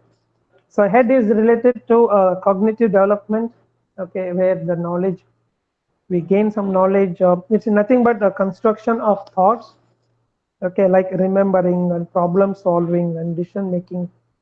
You know what we learn in classroom, we have, of course we gain some knowledge. Then now how to frame that knowledge? So we need some platform for that. So that platform we are going to provide, okay, by doing some activities apart from your curriculum. So that helps you to make like problem to learn some skills, a problem solving skill or decision making skill or remembering the things what you learn in the classroom. Whereas the second part is like heart. The second H is referring to heart here is nothing but affective development or emotional development. Okay. Remember these co-curricular activities we need in order to produce, in order to make you all-round development. Not only you are developed in a curricular activities, and apart from that, you have to develop a lot of other co-curricular activities also. And then hand is referring to here all the skills or motor skills or skills in development. Okay, all-round development of a students is referring to like intellectual developments, mental development, whereas the physical development. So in that way, there are 4 different parts, 4 different classes we can say in co-curricular activities. One is social activities. For this social activities, later Dr. Ashwini Shetty, they are going to explain more about this. So I will focus more towards literary activities and physical activities today. So next is literary activities. These are some activities which we do, okay, which we do like reading, speaking, writing, and listening. It covers all the 4. Literary activities usually it covers all the 4. For example, like conduction of debates, conduction of magazine writing articles for magazine, library activities, essay competitions, seminars, and all this. Whereas the aesthetic or cultural activities, these are called as this we need. Okay, this we need, and all about the cultural in modern society, like celebration of some relevant cultures, Onam celebration, or maybe it's a design competitions or cultural dress competitions or drama, singing competitions. Of course, we need all these things. And next is physical activities, where as we all know that physical activities are very essential part of our today's lifestyle because it is too mechanical and we need. So overall, physical activities is like, when we do physical activities, it releases endorphin. That is helpful for a person to be physically and mentally healthy in order to maintain his health condition. Okay, let's see some of the examples of like literary activities where we call them as like poster presentation. Okay, poster presentation or taking part in a quiz or taking part in many literary cultural activities like photography. There is one group we have, aesthetics in university, that deals with the photography. Those who are interested in photographies, they can participate. And singing, not only for students, even we conduct for staff, singing competition, essay writing competition, quiz competition, and the preparation of models, best of waste or recycle models we use, and MD competition, cultural face painting competition. Yeah, all these competitions, this is the recently conducted the art of teaching competition, where you all can come out from classroom and what you learn and you can present. Okay, what you learn you can present. Whereas comes to physical activities, of course, in our university, there are more importance are given for physical activities because of due to art of facilities what we have here. I'm going to show you now one by one what are the facilities we have. I start with the quote of Swami Vivekananda, like the world is a great gym where we all come together to make ourselves strong. Okay, with this motto, the physical education department we have in Yenepoya University that helps the students to achieve this vision by training them to be in a perfect physical and mental health through sports and other physical activities. We have the team. This physical department education started in 1996. This is our team right now. We have physical director, and then we have different coaches here, like football coach and basketball coach, and then these are some main objectives of a physical education department. What we are our motto is, our goal is here maximum. We provide the maximum representation in national teams and improve health and fitness and quality of students. Okay, to promote a lifelong sports culture, or to instill the lifelong sports culture in our students. And definitely we will give a holistic support for promising athletes to meet their full potential. At the end of this session, I will show you some of our potential candidates, those who are already completed the courses here, and they are working in a very good reputed organizations today as a sports person. Okay. So we'll have just highlights on some infrastructures available in our university here. This is the indoor sports complex. It's name called as the endurance zone. Okay, this build-up area is roughly around the 24,000 square feet. These are some inside available facilities, like we have air conditioned fitness center. Okay, we have gym, we have Swiss ball, standard free weights and minimum mini theater we have. That is approximately 140 seats capacity, and digital sound system, a practice space for judo, wrestling, yoga, and martial arts. There is a trainers here for yoga. Every week we do yoga training, and later we can show you the pictures. Whereas the indoor stadium, we have standard basketball courts here, shuttle badminton, volleyball, table tennis, squash courts, caroms, chess, football, and yoga or aerobic hall we have.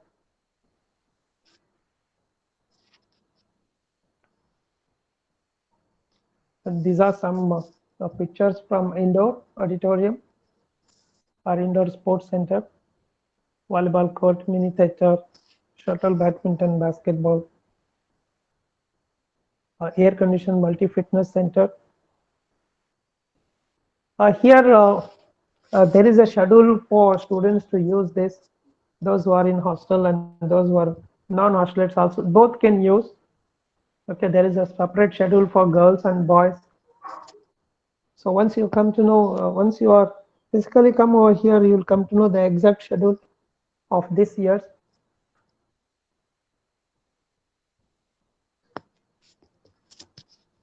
We have special squash court, table tennis.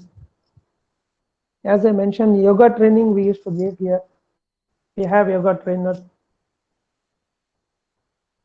And regularly there is a fitness programs for students and staff. Okay, in a week, at least 3 days we do this regular fitness programs. In that way, like judo, karate, and martial arts, some yoga training or aerobics training also will provide. I give trainings to students. And these are some facilities available, like international standards grass football field. I'm happy to mention that we have here Mangalore Football Club, which is closely related, and it is closely managed by our management. And we used to conduct many events, national level events, especially in football. And we have cricket. Both we have leather and tennis ball cricket grounds, where we have net practicing facilities for cricket. Okay, well maintained athletic tracks.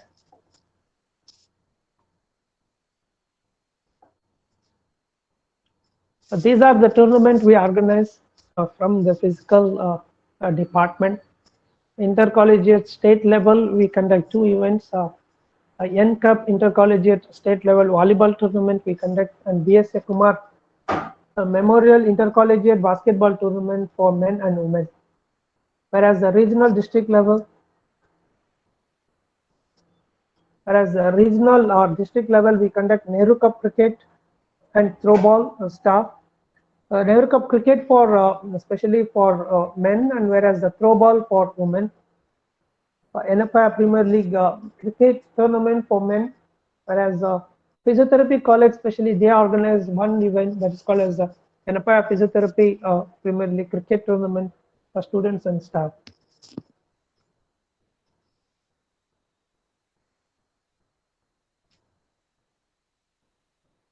These are some list of events which are conducted, intercollegiate indoor and outdoor games for other colleges of Yenepoya. How they conduct these things and how we do into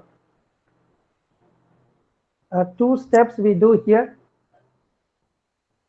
Okay, college level, we will conduct all these 16 events. Okay, we have a college level sports coordinator. Okay, they will conduct in their college level, and the best one from their college, and they will ask them to participate in university level. So this is how it's going on here. So in the 2-stage level, we will conduct this one. Okay, first we'll conduct in a college level, like all the events, like football, badminton, table tennis, carom, both for men and women. Okay, throw ball, basketball, athletics, kabaddi, and cricket also.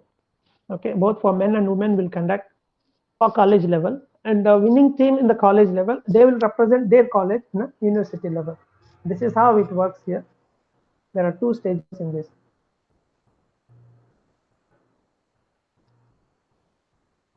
Not only that, every year we select the best sports men and women, and we provide some scholarship facilities for the best performing sports persons. And if you have a very good record of your sports, or you are already represented your state or your national level, if you have any representations, please, once you come back, please meet us, meet in a physical department, or meet your college coordinator and submit all your relevant proof of your representation. Definitely, if there is a possibilities, we will process it and we will submit to physical education department. Okay, you can get some benefit out of it. Okay, either in the form of a scholarship for to study, or in the form of like we'll give best training to you all so that you can represent our university in higher levels. Okay, if you are represented in state, maybe you can represent in a national level.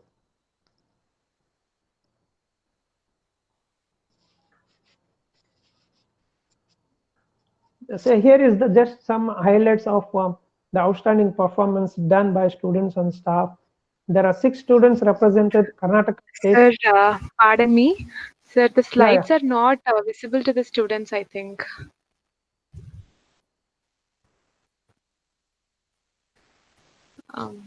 is it? Oh. Yeah.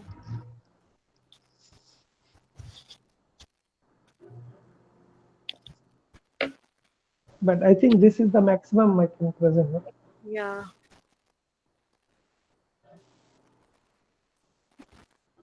This is not visible. This one. Yeah, in YouTube it's not visible, sir.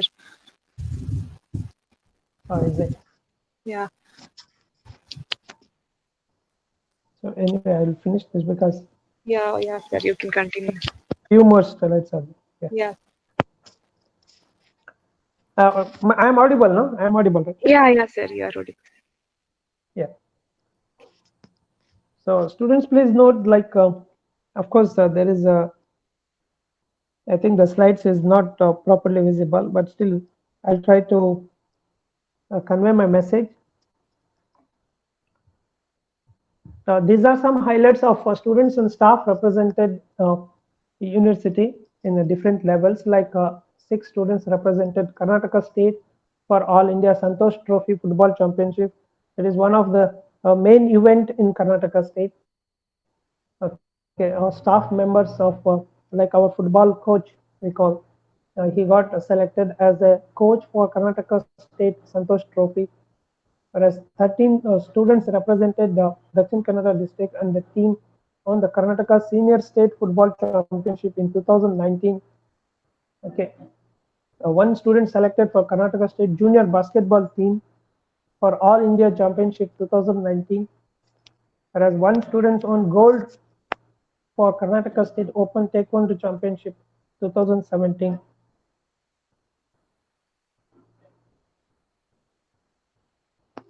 These are some planned extension activities, and usually we conduct. Okay, we conducted Dakshin Kannada District Pre University Shuttle Badminton Tournament for men and women. Conducted Dakshin Kannada District Pre University Football Tournament for men and women. We conducted Mangalore City Taluk level football tournament for both men and women. A summer coaching camp usually we conduct for school children, not only for Yenepoya schools, for any other neighbor schools, they used to participate in this. As I mentioned, like Yenepoya University, they have their own football club. It's called FC Mangalore Club, Football Club Bangalore, and they used to conduct a lot of activities or a lot of events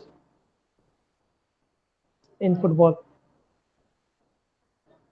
These are some highlights of alumni, those who are studied here, then they utilize all the facilities, and they are working in a good reputed organizations. As like if you take the physiotherapist mainly, okay, Mohammad Salah, he is right now a Tata Football Academy a physiotherapist. Okay, Askar, he is a Kerala Blasters a physiotherapist, as working as a physiotherapist. Okay, Sonny Sears, he is the most like he's represented the state and university multiple times. Okay, in our university.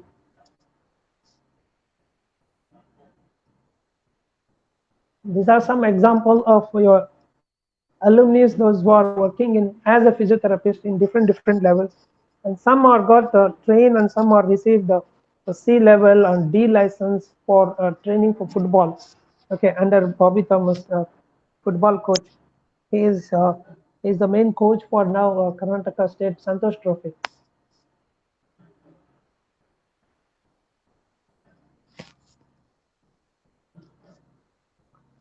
Okay, thank you.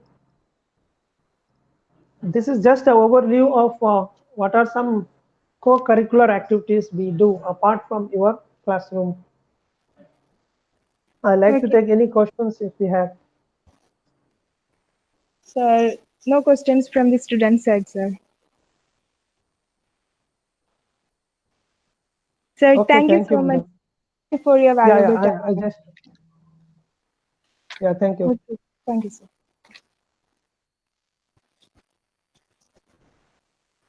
So next we will have the last session of today's induction program by Dr. Ashwini Shetty, NSS program coordinator, on the topic NSS program orientation. Dr. Ashwini Shetty presently is the Associate Professor of Department of Anatomy at Yenepoya Medical College and NSS Coordinator at Yenepoya University. She has served in a broad field of academic and research at Yenepoya University. As General Convener, she has contributed in Cancer Awareness Outreach Program and Early Detection Program and has served as Chief NSS Volunteers of Dakshina Kannada, Udupi and Kodagu districts in 2016 and 17. So it's my pleasure to welcome you, ma'am. Over to you, ma'am. Thank you. Can you hear me? Yes, ma'am. Okay.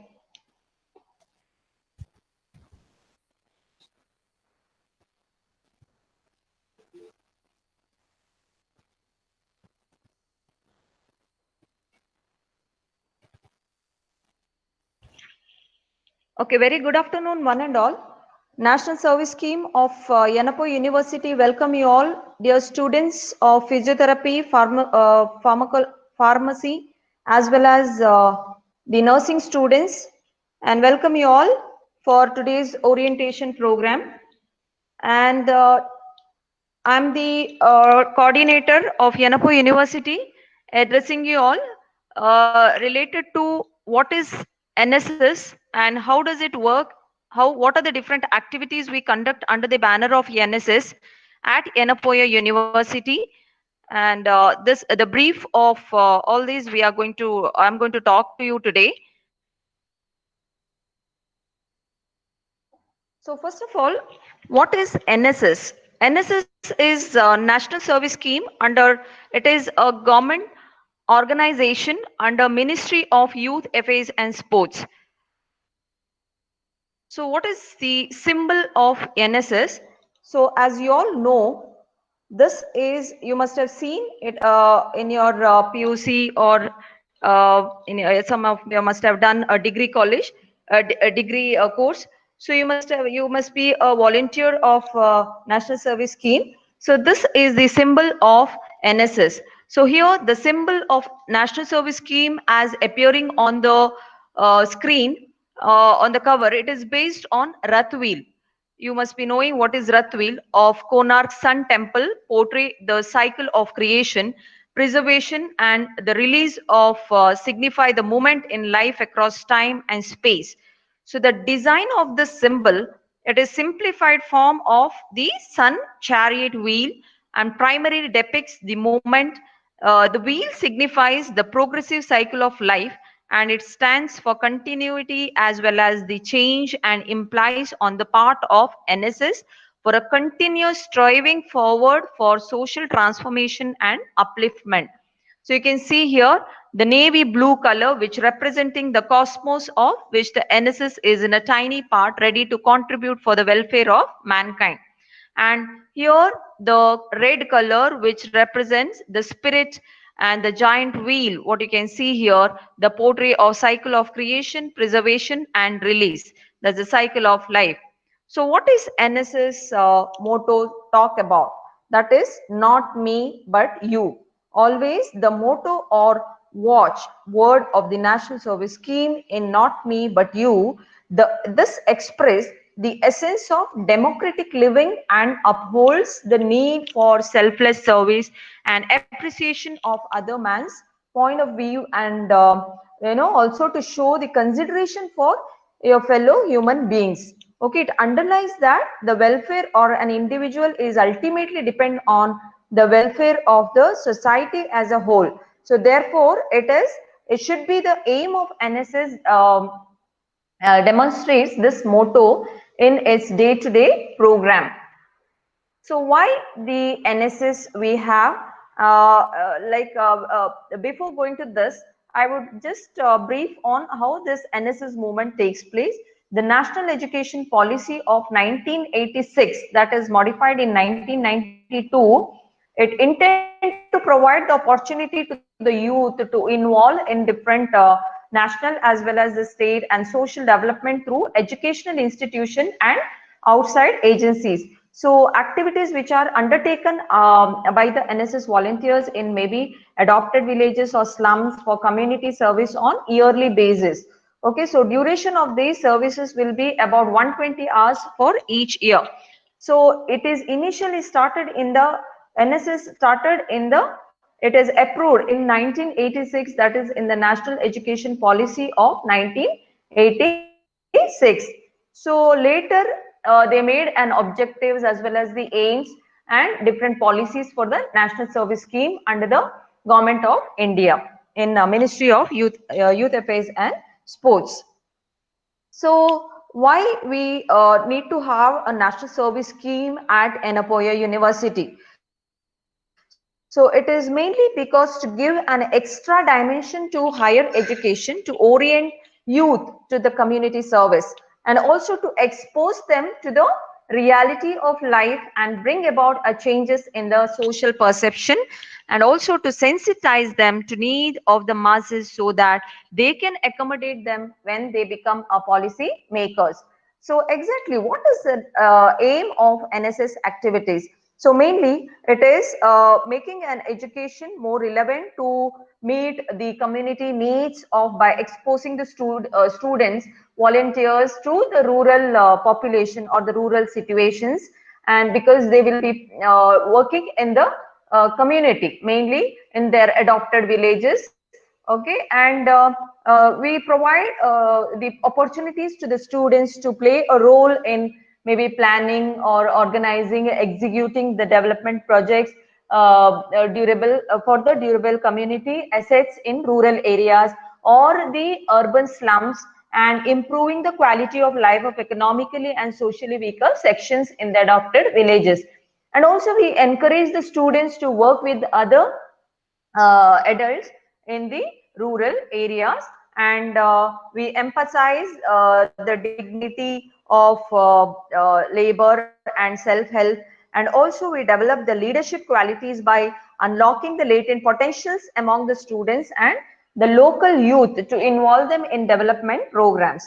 And we encourage the youth to participate enthusiastically in the national development programs, and also the emphasize dignity of I already told you, it emphasize the dignity of labor, self-help, and they combine physical work with the intellectual pursuits. So these are the different aims, and objective of National Service Scheme is to understand the community in which they work, understand themselves in relation to their community, and identify the needs and problems of the community and involve them in problem solving process, develop among themselves a sense of social and civic responsibility, utilize their knowledge in finding a practical solution to individual and community problems, and develop competency required for group living and sharing responsibilities,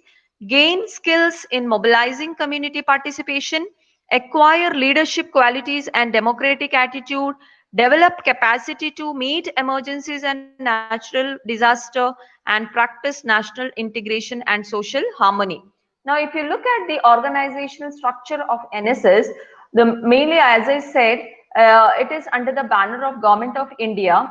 That is Ministry of Youth Affairs and Sports, the Secretary and Minister. So all these under Ministry of Youth Affairs and Sports, where there will be a program advisory cell headed by the program advisory at the level of the Government of India. Then at the level of Government of Karnataka, that is a state level, there is an NSS regional center at Bangalore, and also it's headed by the regional director of National Service Scheme at Government of Karnataka, as well as state government Department of Youth Empowerment and Sports, and we have a principal secretary under state government, and also the state NSS officer headed by state NSS officer and a state liaison officer who under the Government of Karnataka. So under the university level, we have a program coordinator. So under the program coordinator, we have different units for college levels or institution level.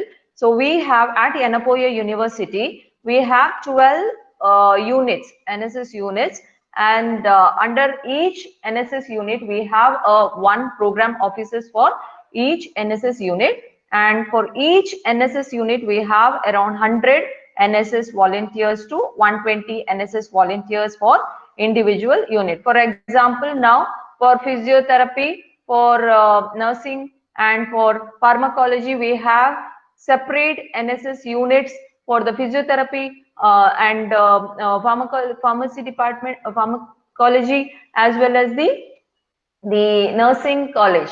So we have 100, we select 100 NSS volunteers for the NSS activities and NSS cell. Okay, so we have an advisory committee for college level. For each college, we have an advisory committee. So where the principal of constituent colleges of colleges, we have a principal as a chairman, and 2 staff member having a social work background as a member, and 1 representative from government department, 1 representative from adopted village, and 2 NSS student leaders members, 1 male and female, and NSS program officer as a secretary for the whole advisory committee at the college level. Now for our university, we have NSS program coordinator as myself, and also we have program officers for medical college, Dr. Prachit, Akshay, and for dental college, Dr. Imran Pasha, and for physiotherapy college, Dr. Shamjaz Rekal, and for nursing college, we have Mr. Renita Priya D'Souza, and for the pharmacy college, Yenepoya Pharmacy College and Research, we have Mr. Mohammad Asif Iqbal, okay, who is these are the program officers of Yenepoya University, and also we have program officers for degree college, and Savita Kamath, madam for allied health science, and Avril for Yenepoya Hospital Administration, Jnanesh for Yenepoya Ayurveda Medical College, and Shashikant for Yenepoya Homeopathy Medical College. So we have all these 12 units under Yenepoya University, and we have all the details of the phone numbers as well as the email address for any contact. And especially you should be knowing the Yenepoya Physiotherapy College, Nursing and Pharmacy College. We have Dr. Shamjaz, Renita Priya, as well as Mr. Mohammad Asif, and we have their details of phone number and email address for your contact. And also Dr. Savita, who is a program officer for allied health science, and we have a detail of Dr. Savita Kamath here. So who plays a role in NSS? Mainly under Yenepoya University, a program coordinator who takes up the initiative, and at the college level, mainly the NSS volunteers and program officer. So the program officer is the one who plan, implement and evaluate the activities, and the one who gives a proper guidance for all the NSS volunteers of respected colleges. And also he has to organize different activities under regular activities, as well as the special program, special camping program, and he'll be one of the person who is communicating with the students. And once the program is done, he has to give a quarterly progress report, and he has to plan for the special camp every year and improve the quality and magnitude of NSS program in the college level. So as a NSS volunteer, what is your role? So as once you are volunteering for the NSS activity, then you must have NSS provides each NSS volunteer should devote at least 120 hours each year, of which 20 hours should be orientation, and all the 12 hours for the specific orientation, and for remaining hours for the activities of NSS in the community level. So once the volunteers enter, he should be voluntarily enter into the social service on her or his own free will, and he has to feel concerned towards the community and its problems, and also he should not expect no monetary or other benefits for the volunteers. So what are the different programs we conduct under the NSS? So there are two types of programs, that is regular activities as well as the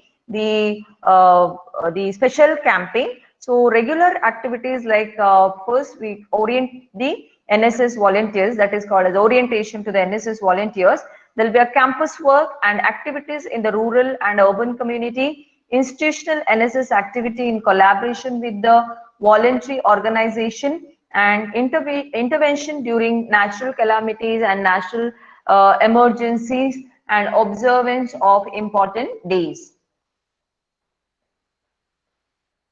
Students also have an activities in the adopted villages where they educate the women or men in the, with the various health awareness programs, and also to be organized these programs at the weekends or holidays, and during, like, you have to observe some special days, very important days you may have to observe under the regular activities of college level. So duration is, as I said, 120 hours per year. Every student has to complete 120 hours per year.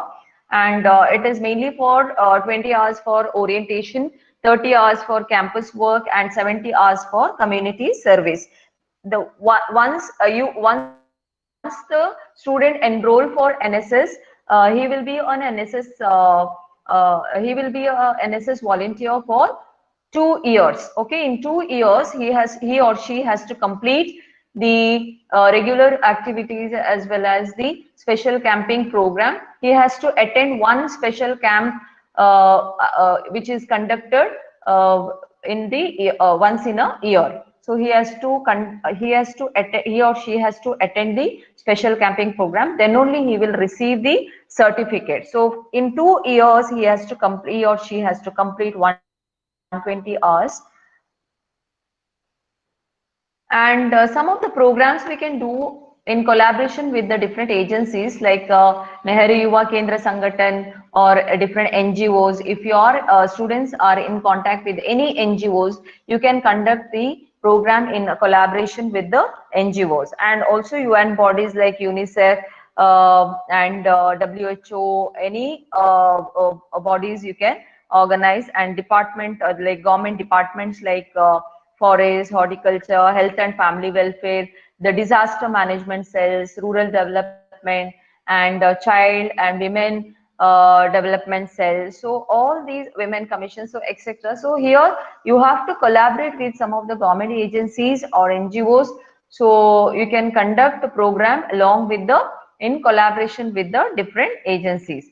So the special camping program will be in the adopted villages. So there will be a 7 days residential camp in the adopted villages where students should be organized on various national developmental issues. And if you have to visit the adopted villages, and you must see what are the problems which is in the adopted villages, and you have to see the solution for the same.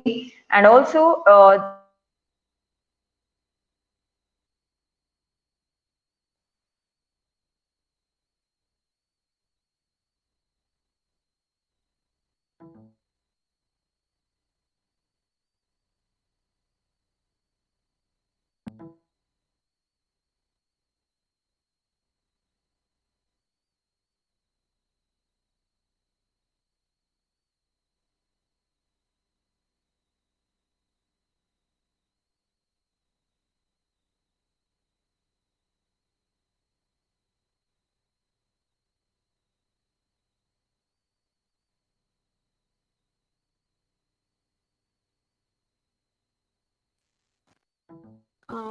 Ashwini ma'am, we can't hear you, ma'am.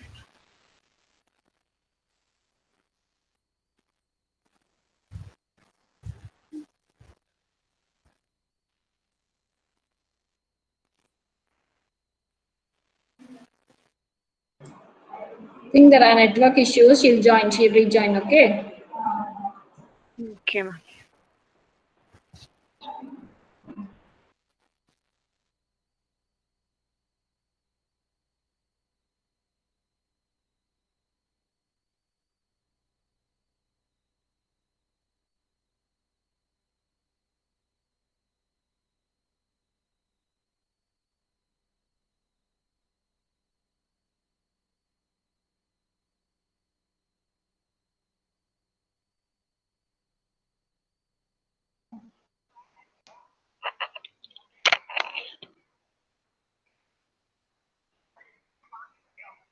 yeah, sir.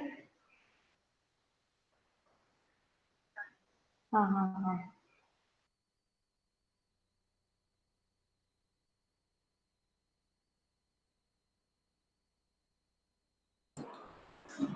Now it's fine, ma'am. Ashwini ma'am. Rachana ma'am, your mail ID? Spell it right. Hello, ma'am. Hello. Hello, ma'am. Network is fine now. Network is fine, ma'am. You are able to present. Yeah, I'm able to present, but I think they are not able to see in YouTube, I see. Yes, ma'am. YouTube is not visible at all. Only in Google link it's visible. So shall we wait? Assets only it is showing. Because most of them are vlogged through YouTube, I feel. Yes, ma'am. Yes. No, only Yenepoya staffs are here in Meet, Google Meet. Yeah, yeah. But all students are in YouTube. Yeah. I So, just called curricular sir. They are looking into it, but maybe. Sir. Yes, sir. They are looking into it. They are Should I looking into wait? it. Okay, ma'am. Yes, Should I ma'am. wait? Yes, ma'am. Okay, okay. Yes. I'll tell you once it's ready. I'll tell you.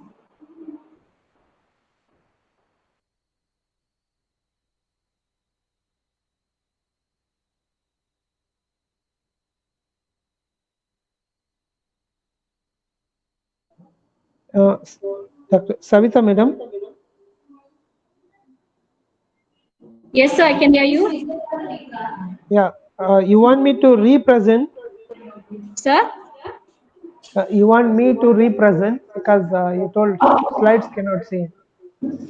Yes, last few slides became they couldn't see, but only after we saw we came to know. They didn't tell. Students didn't tell anything. They are there in Okay. the program. They didn't tell anything. But Okay. Yeah. okay, sir.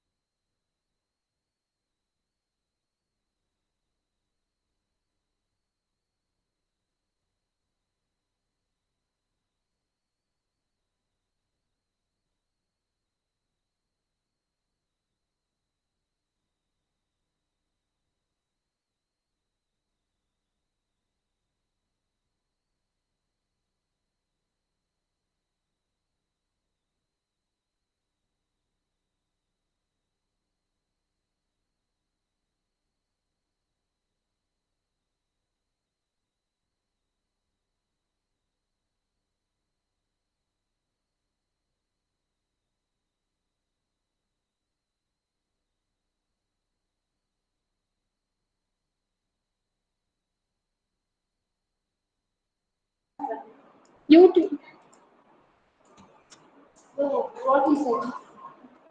Fauzia, ma'am, Ashwini, ma'am.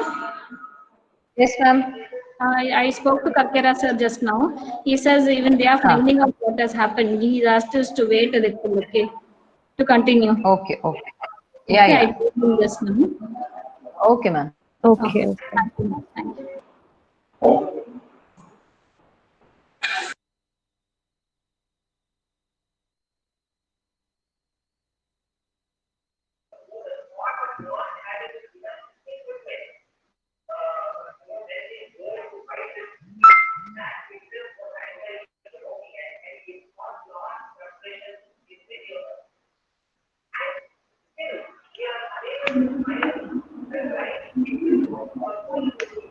Ma'am, your mic is on.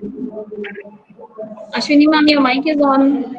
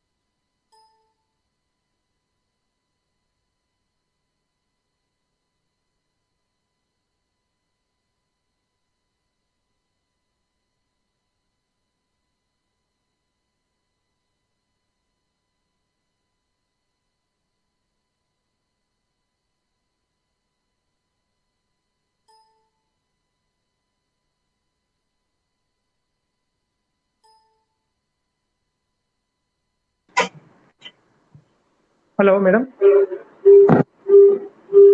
Yes, sir.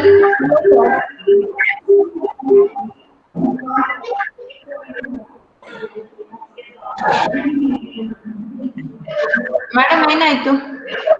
ಮಾತಾಡ್ತಾರೆ madam. They just checking ಹೌದಾ? out. Yeah, I just called again. There was a call from IT also. They are checking out. I Okay, told madam. Hello, madam. Yes, sir.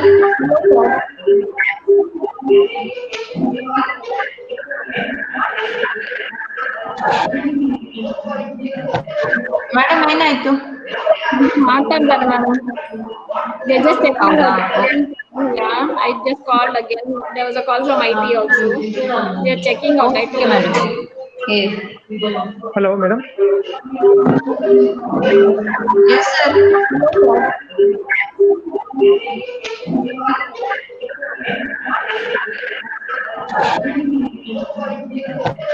Madam, ಏನಾಯ್ತು? ಮಾತಾಡ್ತಾರೆ madam. They just checking ಹೌದಾ? out. Yeah, I just called again. There was a call from IT also. They are checking out. I Okay, told madam. Hey. Hello, madam. Yes, sir.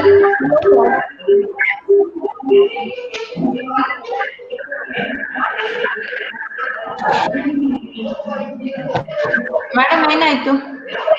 ಮಾತಾಡ್ತಾರೆ madam. They just checking ಹೌದಾ? out. Yeah, I just now it's fine. I think the call from IT also. Ashwini ma'am, it's fine. Checking out. I Okay, told madam. Hey. we can Hello, see your madam. screen on the YouTube. Yes, sir.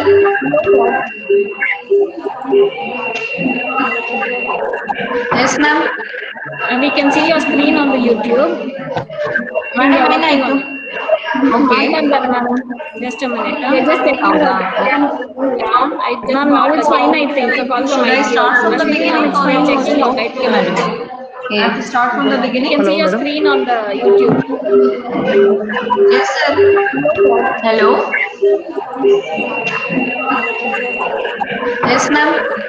And we can see your Hello, screen ma'am. on the YouTube. Hello, ma'am. Madam, ಏನಾಯ್ತು? Okay. ಮಾತಾಡ್ತಾರೆ madam. Ma'am, should I Just a start minute. from They just checking ಹೌದಾ? out. Yeah, I just now it's fine. I think the call from Should I IT start also. from the Ashwini beginning ma'am, it's or fine. you Checking out. I Okay, told madam. I have to start from the we beginning. can Hello, see your madam. screen on the YouTube. Hello. Your Yes, screen, sir. your screen is not visible. Hello. Yes, ma'am. And we can see your Hello, screen on ma'am. the YouTube. Hello, ma'am. Madam, ಏನಾಯ್ತು? Okay. ಮಾತಾಡ್ತಾರೆ madam. Ma'am, should I Just a start minute. from They just checking ಹೌದಾ? out. Yeah, I just now it's fine. I think the call from Should I IT start also. from the Ashwini beginning ma'am, it's or fine. you Checking out. I Okay, told madam. I have to start from the we beginning. can Hello, see your madam. screen on the YouTube. Hello. Your Yes, screen, sir. your screen is not visible. Hello. Yes, ma'am. And we can see your Is it screen on the visible, ma'am? YouTube. Hello, ma'am. Madam, ಏನಾಯ್ತು? Okay. ಮಾತಾಡ್ತಾರೆ madam. Ma'am, should I start from They just checking ಹೌದಾ? out. Yeah, I just now it's fine. I think the call from Should I IT start also. from the Ashwini beginning ma'am, it's or fine. Checking out. I Okay, told madam. I have to start from the we beginning. can see your madam. screen on the YouTube. Hello. Your Yes, screen, sir. your screen is not visible. Hello. Now it's okay, madam. Now it's okay. Yes, ma'am. And we can see your Is it screen on the visible, ma'am? YouTube. Hello, ma'am. Madam, ಏನಾಯ್ತು? Okay. ಮಾತಾಡ್ತಾರೆ madam. Ma'am, should I start from They just checking out. ಹೌದಾ? Yeah, I just now it's fine. I think the call from Should I IT start also. from the Ashwini beginning ma'am, it's or fine. Checking out. I Okay, told madam. I have to start from the we beginning. can see your madam. screen on the YouTube. Hello. Your Yes, screen, sir. your screen is not visible. Hello. Now it's okay, madam. Now it's okay. Yes, ma'am. And we can see your Is it screen on the visible, ma'am? YouTube. Hello, ma'am. Madam, ಏನಾಯ್ತು? Okay. ಮಾತಾಡ್ತಾರೆ madam. Ma'am, should I start from They just checking out. ಹೌದಾ? Yeah, I just now it's fine. I think the call from Should I IT start also. from the Ashwini beginning ma'am, it's or fine. Checking out. I Okay, told madam. I have to start from the we beginning. can see your screen on the YouTube. Hello. Your Yes, screen, sir. your screen is not visible.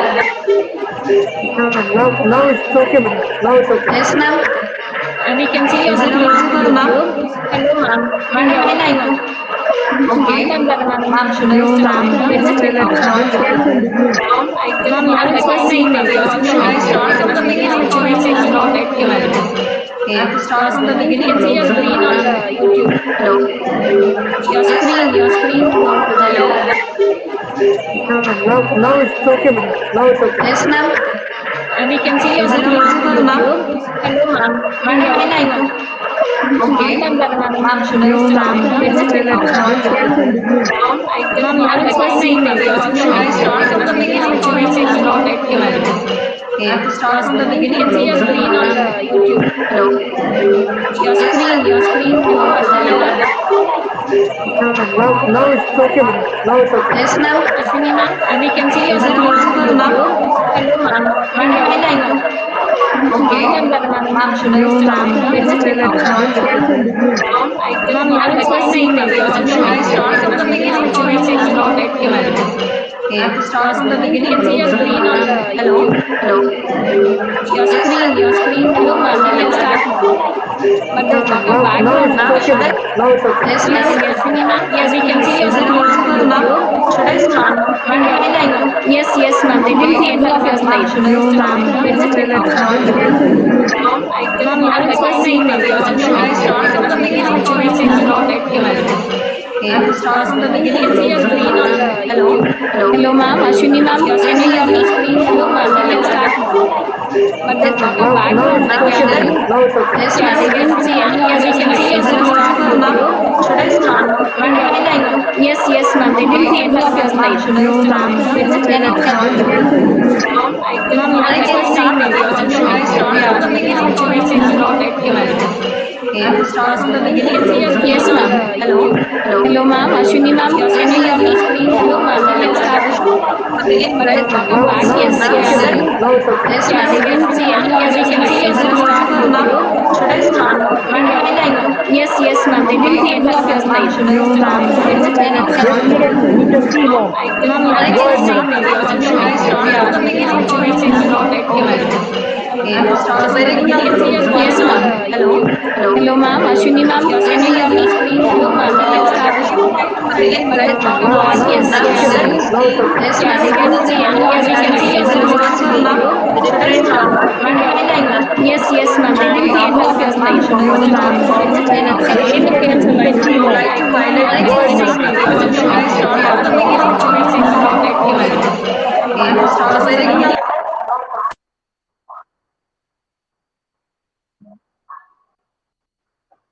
The different ma'am, can I go? Yes, ma'am. They didn't see any of your slides. No, ma'am. You can see now. Go ahead, madam. Should I start from the beginning? Shall I go ahead? Ma'am, you can continue, ma'am. I have to start from the beginning. Please continue, ma'am. The different ma'am, can I go? Yes, ma'am. They didn't see any of your slides. Should I continue? Yeah, ma'am. You can see now. Go ahead, madam. Should I start from the beginning? But there's a background is Start also from the beginning. sounding there in YouTube. Your voice can't be heard. Please Other continue, ma'am. voices we can hear. Other sounds we can hear. The different ma'am, can I go? Yes, ma'am. It is fine. But in YouTube, the sound is Yeah, ma'am. You can see now. Go ahead, madam. Should I start from the beginning? but there's some problem sounding there in YouTube because the slides are visible. Your voice can't be heard. Please Other continue, ma'am. your voice we can hear. Other sounds we can hear. The different ma'am, can I go? Yes, ma'am. It is fine. But in YouTube, the sound is Yeah, ma'am. You can see now. Go ahead, madam. but there's some problem sounding there in YouTube because the slides are visible. Your voice can't be heard. Please continue, ma'am. Your voice we can hear. Other sounds we can hear. The different ma'am, can I go? Yes, ma'am. It is fine. But in YouTube, the sound is Yeah, ma'am. You can see now. Go ahead, madam.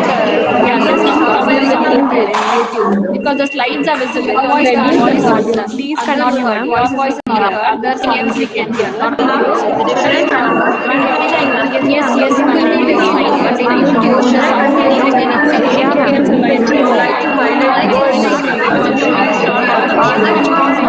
ahead, madam. but there's some problem sounding there in YouTube because the slides are visible. Your voice can't be heard. Please continue, ma'am. Your voice we can hear. Other sounds we can hear. The different ma'am, can I go? Yes, ma'am. It is fine. But in YouTube, the sound is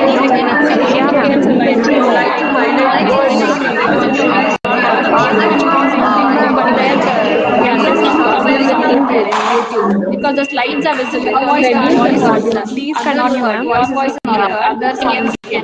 Not different. Yes, ma'am. It is fine. But in YouTube, something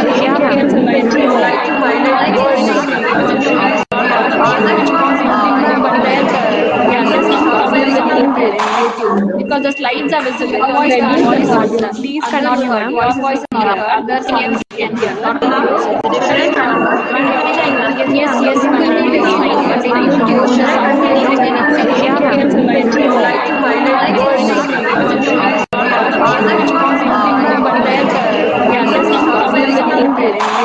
because the slides are visible. Your voice is audible. Please Others continue, ma'am. your voice is clear. Others can hear. Not different.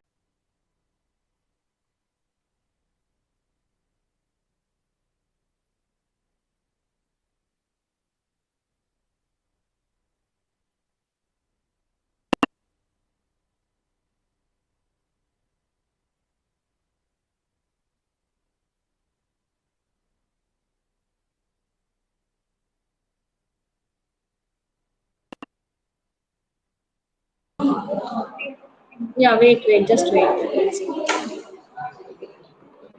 Yeah, I know. I want to talk to my brother.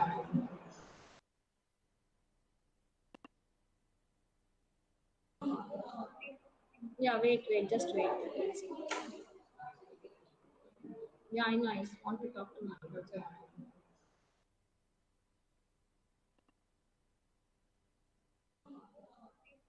Yeah, wait, just wait. Let's see. Yeah, I know. I want to talk to my brother.